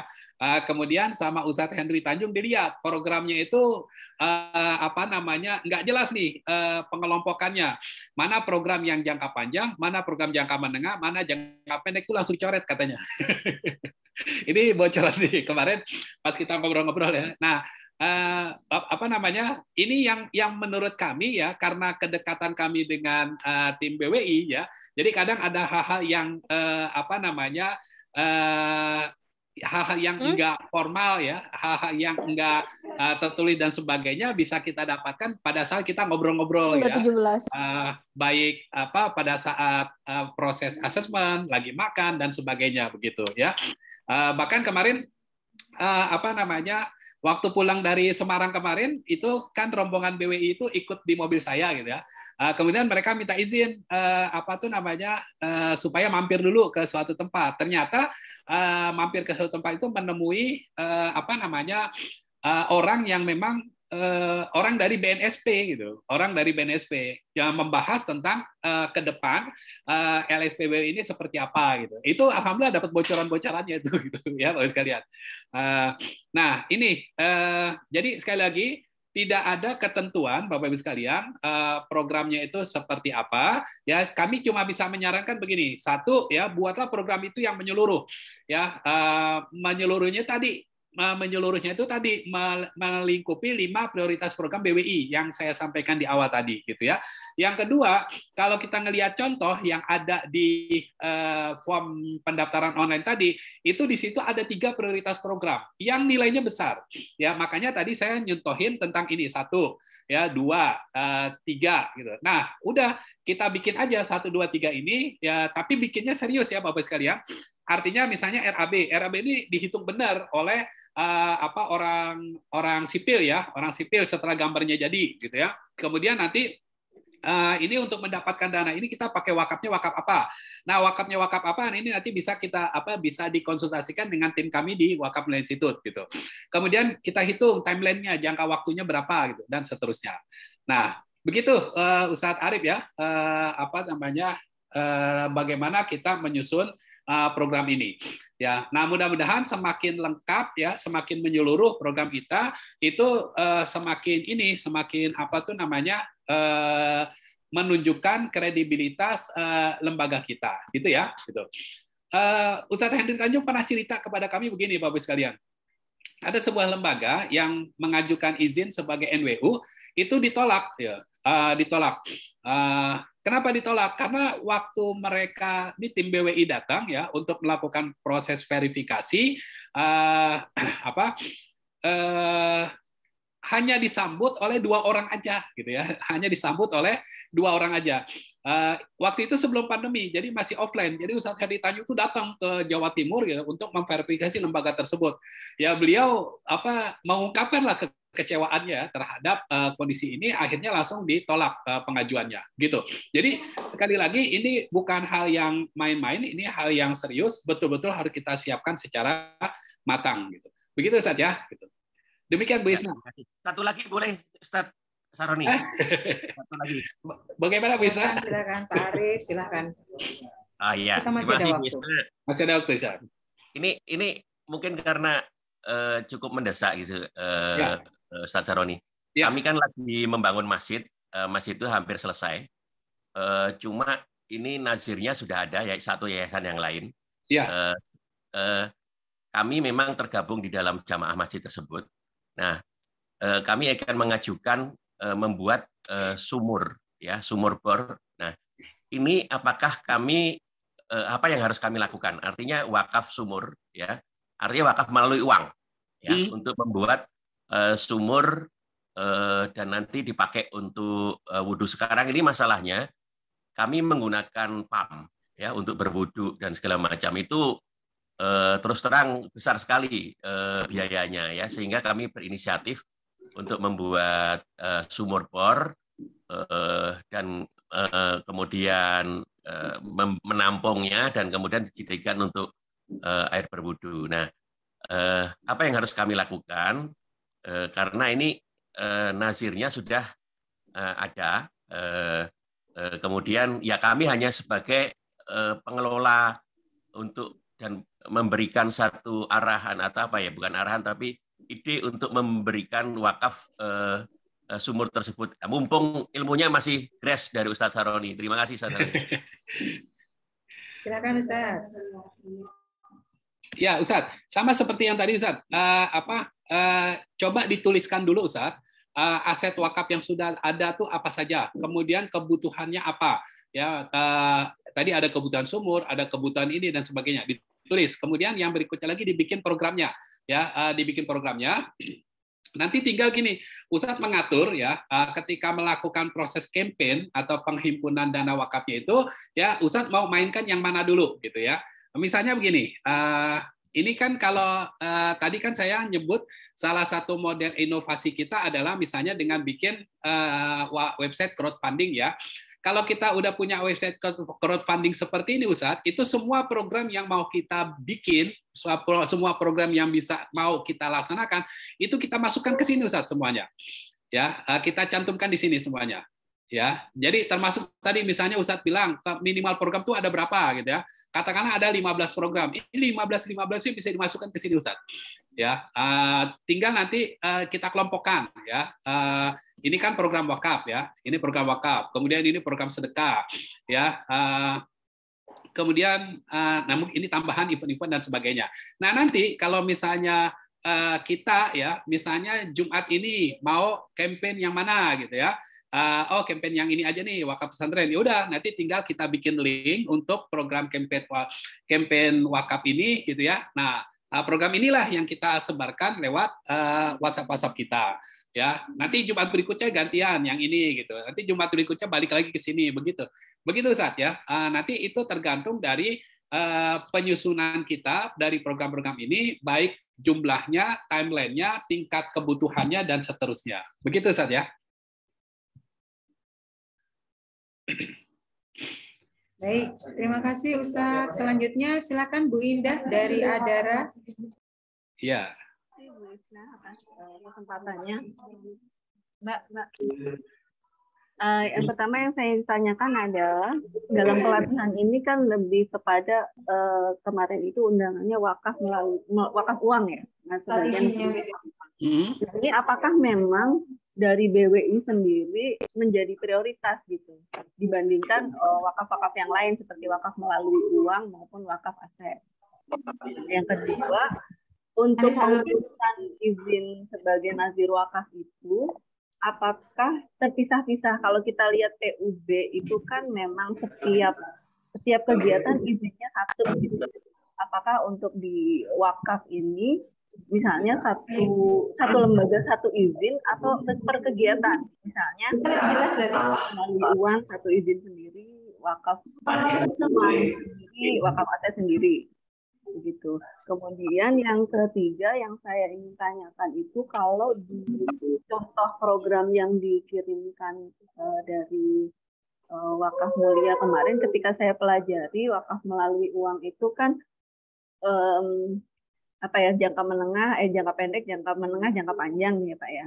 Ketika di jangka panjang 15 tahun itu ternyata kalau kita hitung-hitung kasar secara cash flow itu untuk membuat satu program yang jangka panjang tadi, yang program apa istilahnya yang dicontohkan Pak Sahroni tadi kan untuk membuat gedung, membuat pesantren itu kalau saya hitung kasar kayaknya nggak cukup gitu dari hasil pengembangannya. Jadi apakah bisa dalam program kerja yang kita susun itu di-mix gitu cash flow-nya itu antara hasil pengembangan wakaf uang dengan wakaf melalui uang atau wakaf aset gitu Pak.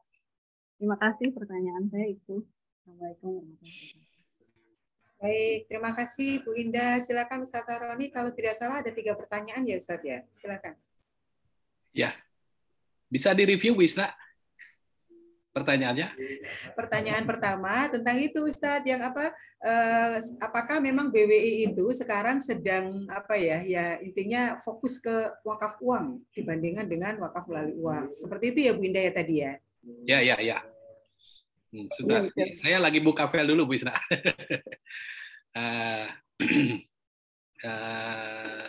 Sebentar. Sebenarnya bukannya ini dari dari sini nih. Dari sini ya. Jadi sebentar baru ketemu. Ini sekalian menjawab beberapa pertanyaan yang ada di kolom chat ya. Bapak Ibu sekalian, jadi ketika kita bicara wakaf, rujukan kami ketika melakukan edukasi ya, termasuk juga BWI ketika bikin program, itu adalah undang-undang. Undang-Undang Nomor 41 Tahun 2004, kemudian peraturan-peraturan yang dibuat oleh pemerintah dan juga dikeluarkan oleh BWI ya. Nah, di dalam Undang-Undang Nomor 41 Tahun 2004 itu mengatur wakaf secara keseluruhan.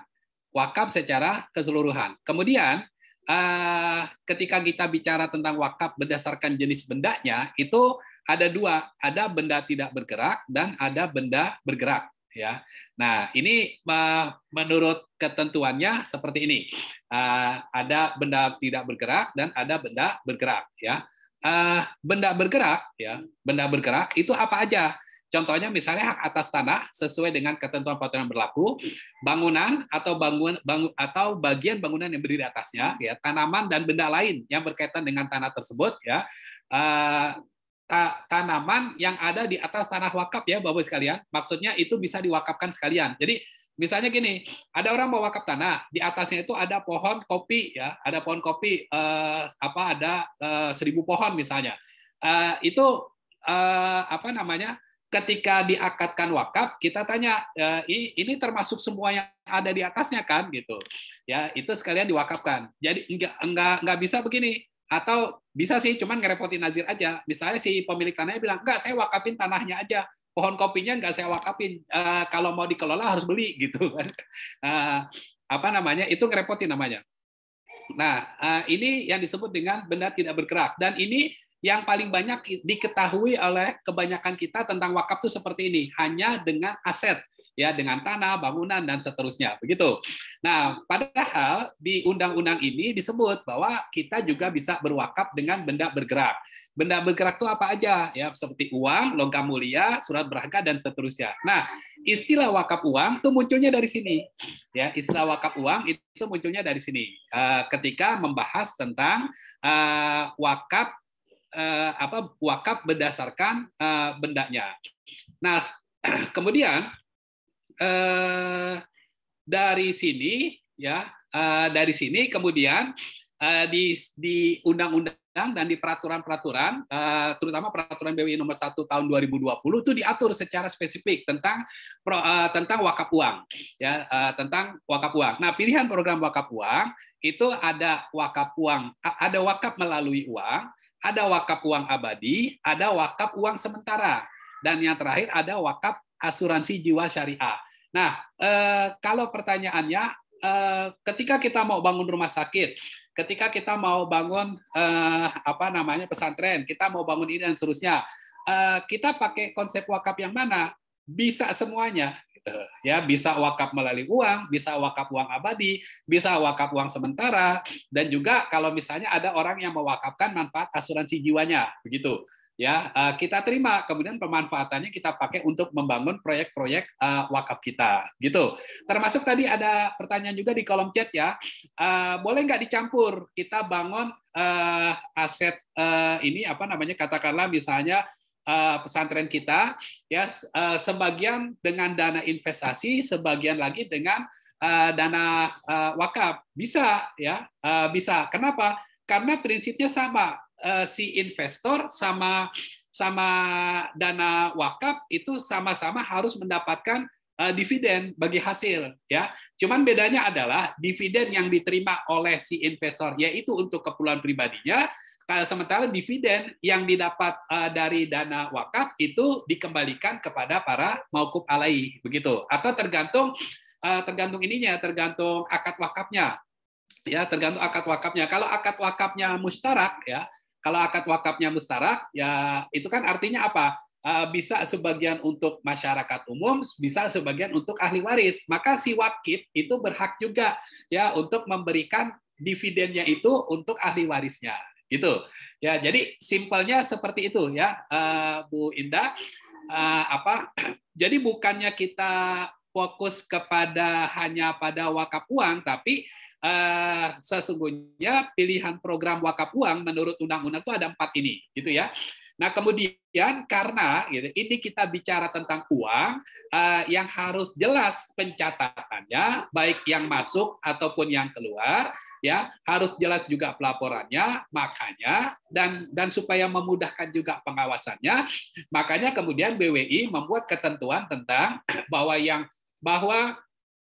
yang bisa menghimpun wakaf uang hanya lembaga, tidak boleh perorangan. Ya, kemudian yang kedua, lembaga yang bisa menghimpun wakaf uang adalah lembaga yang mendapatkan izin dari Badan Wakaf Indonesia. Ya, nah itulah makanya kenapa ada aturan tentang mengurus izin sebagai nazir wakaf uang.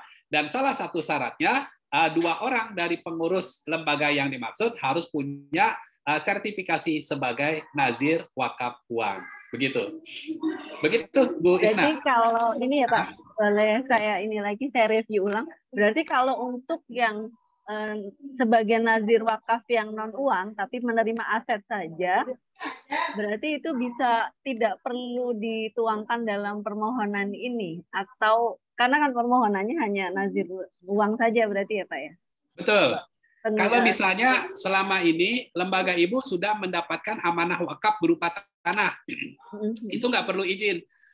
Yang mengeluarkan izin atau legalitas atau pengesahan bahwa lembaga kita sebagai nazir atas wakaf tanah tadi adalah pejabat KUA yang membuat akta ikrar wakaf, begitu. Tapi ketika kita mau mengurus izin wakaf uang ke Badan Wakaf Indonesia untuk menunjukkan kredibilitas lembaga kita sampaikan bahwa lembaga kita sudah mengelola aset wakaf sekian, begitu.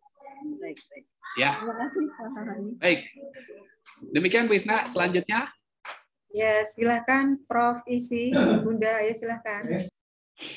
Terima kasih. Aduh, mungkin pertanyaan saya paling konyol.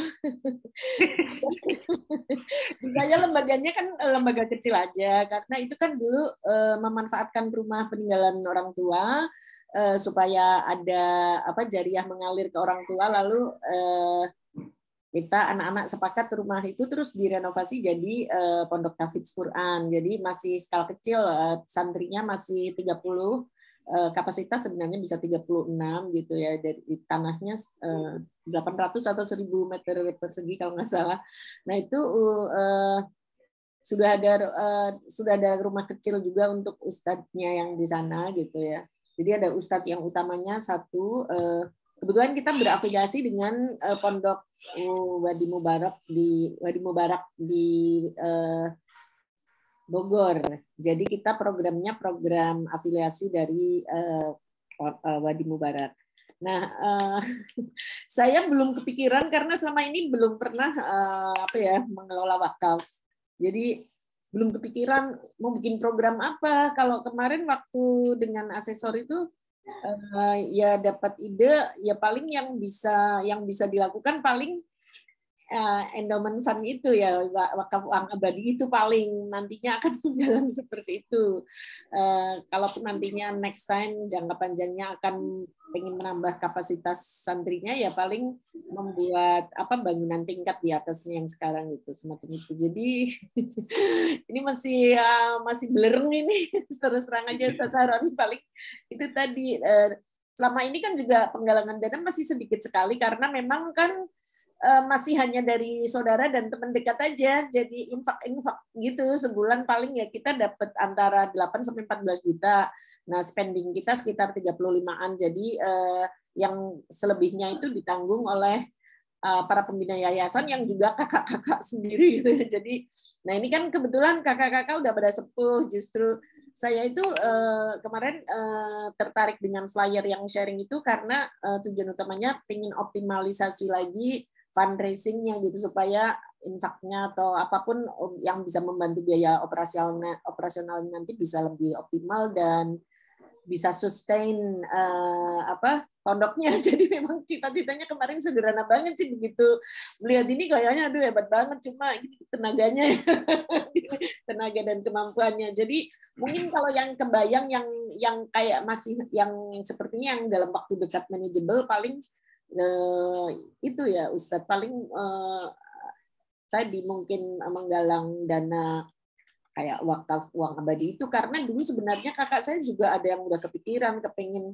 sebelum dia meninggal kepinginnya menyimpan dana abadi gitu untuk pondok, cuma belum terlaksana gitu. Mungkin kita juga bisa menggalang dari publik juga kalau seandainya nanti sudah sertifikasi sebagai nazir organisasinya atau yayasannya gitu ya Ustadz.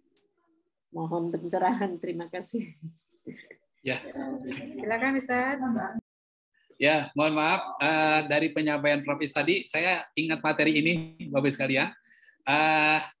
Mengapa kita harus melakukan fundraising ya, terutama fundraising wakaf ya Bapak sekalian.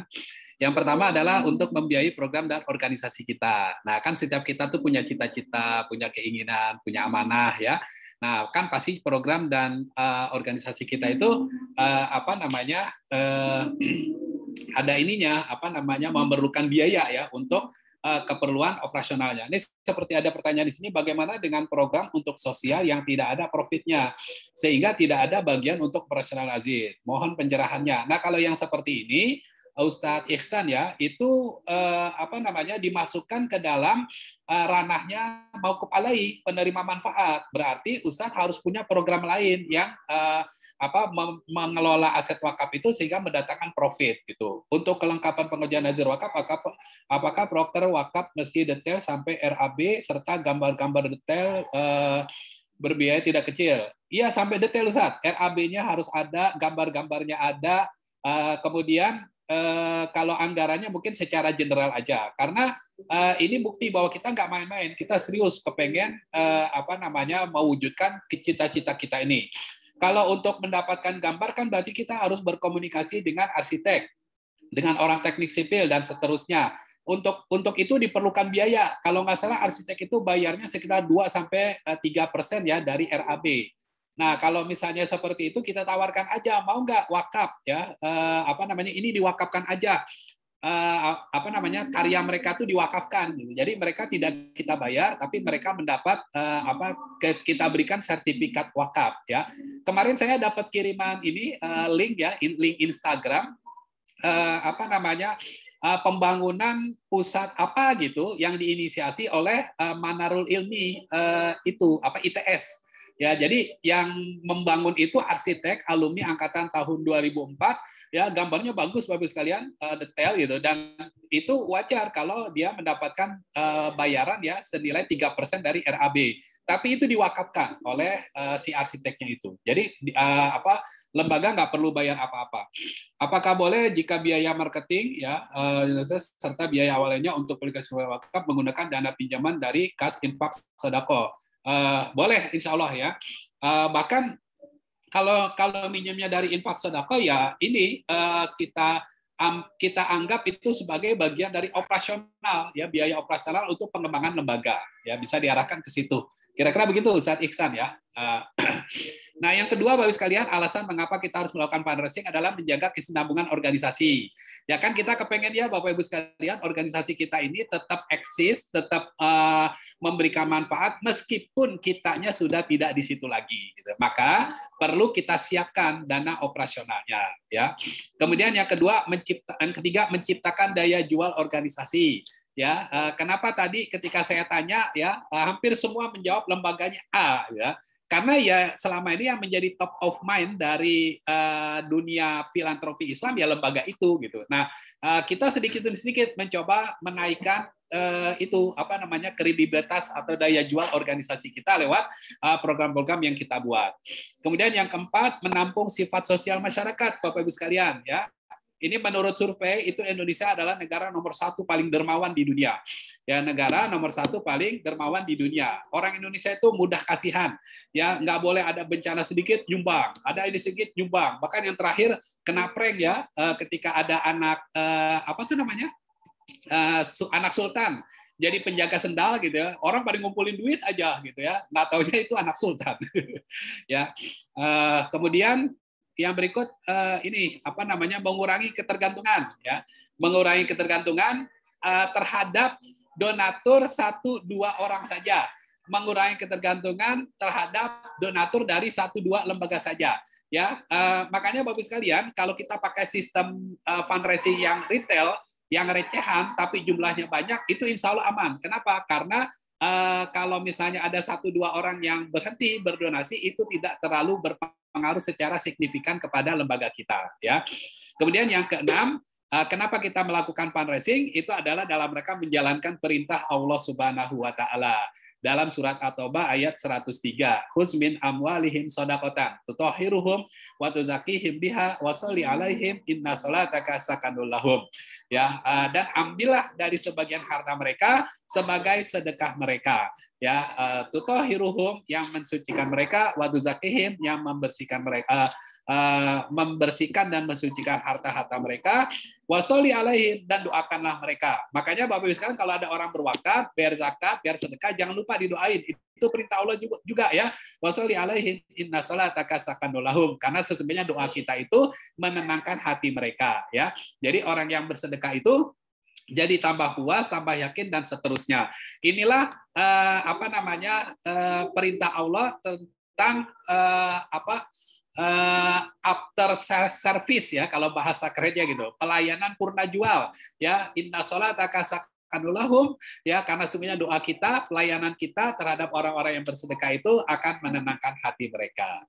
Begitu Prof Is ya, mudah-mudahan ini menginspirasi supaya lembaga apa namanya rumah Qurannya ini nanti bisa lebih terstruktur ya organisasinya sehingga bisa berkesinambungan dan bisa menjadi jariah ya, pahala yang terus mengalir buat orang-orang yang merintis berdirinya rumah Quran ini, insya Allah. Demikian Bu Isna. Baik, terima kasih Ustaz Saroni atas pencerahannya. Terima kasih juga kepada Prof Isi yang sudah menyampaikan pertanyaannya. Dan alhamdulillah ini tadi untuk pertanyaan yang ada di chat Zoom sudah dijawab semua Ustaz? Sebagian. Yang pertama ada tadi pertanyaan tentang apa 10%. 10% itu dasarnya apa? Itu undang-undang ya. Undang-Undang Nomor 41 Tahun 2004. Baik, terima kasih Ustaz. Jadi 10% itu berasal dari undang-undang ya Bapak Ibu ya, bukan angka yang kemudian apa istilahnya tidak ada dasarnya begitu ya. Ya. Dan 10%-nya itu dari manfaat wakafnya ya Bapak Ibu, bukan dari harta wakafnya. Ya, dari manfaat wakafnya bukan dari harta wakafnya. Kecuali di campaign wakafnya. Di campaign wakafnya itu kita cantumkan disclaimer seperti ini, termasuk 10% infak operasional ya, termasuk 10% infak operasional. Nah ini kalau kita sampaikan disclaimer di awal seperti ini, kita boleh mengambil 10%-nya untuk operasional kita. Termasuk tadi pertanyaan dari Ustaz Iksan ya, kita mengambil pertanyaan tadi untuk operasional pengembangannya itu ya. Daripada misalnya minjam dana sedekah, boleh kita buat seperti ini aja. ya kita buat disclaimer bahwa apa yang kita terima itu termasuk infak operasional 10%. Begitu. Baik, terima kasih Ustadz. Selanjutnya ini tadi sebenarnya Ustadz Farjono dari Sabilul Khairat itu raisen Ustadz, tapi mungkin beliau kemudian sudah ada acara yang lain. Saya bacakan pertanyaannya Ustadz. Lembaga kami ada cita-cita meningkatkan dari klinik Pratama menjadi rumah sakit. Bisakah dalam penghimpunan dana tersebut kita padukan antara investasi modal dan wakaf, karena rumah sakit yang akan kita dirikan nanti bukan rumah sakit yang digratiskan. Demikian. Ya, tadi udah saya singgung, jawabannya boleh ya Bu Isna. Tinggal nanti kita hitung ini yang dana dari investor, ini dari dana wakaf itu masing-masing berapa persen. Berarti bagian dividennya juga mengikuti itu ya persentasenya. Rumah sakitnya itu bukan rumah sakit yang gratis, berbayar. Ya, kalau misalnya kita bicara tentang pengelolaan wakaf, bisa seperti itu. Termasuk sekolah ya, ketika kita bikin sekolah juga, nggak mesti sekolahnya gratis. Ketika kita bikin rumah Quran, nggak mesti rumah Qurannya gratis. Bisa aja berbayar. Tapi harus kita hitung sedemikian rupa laporan keuangannya, sehingga nanti di akhir mendatangkan kita bisa menghitung profitnya berapa. Nah, profit itulah yang kita distribusikan kepada para mauquf alaih gitu. Begitu, Bu Isna. Baik, terima kasih, Ustadz. Gimana? Alhamdulillah, semua pertanyaan sudah sudah dibacakan dan juga sudah direview oleh Ustadz Sahroni. Dan alhamdulillah ini di sini juga sudah masuk waktu zuhur ya. Baik. Ya, kita akan mencukupkan saja forum kita pada kesempatan siang hari ini, Bapak Ibu. Alhamdulillah, nanti insya Allah rekaman dan materinya akan kita share ya di grup. Mudah-mudahan bermanfaat untuk kita semua. Marilah forum kita pada kesempatan siang hari ini kita tutup dengan bersama-sama membaca doa penutup majelis. Subhanakallahumma wa bihamdika asyhadu an la ilaha illa anta astaghfiruka wa atubu ilaik. Billahi taufiq wal hidayah. Wassalamualaikum warahmatullahi wabarakatuh. Terima kasih Bapak Ibu, Ustadz Sahroni.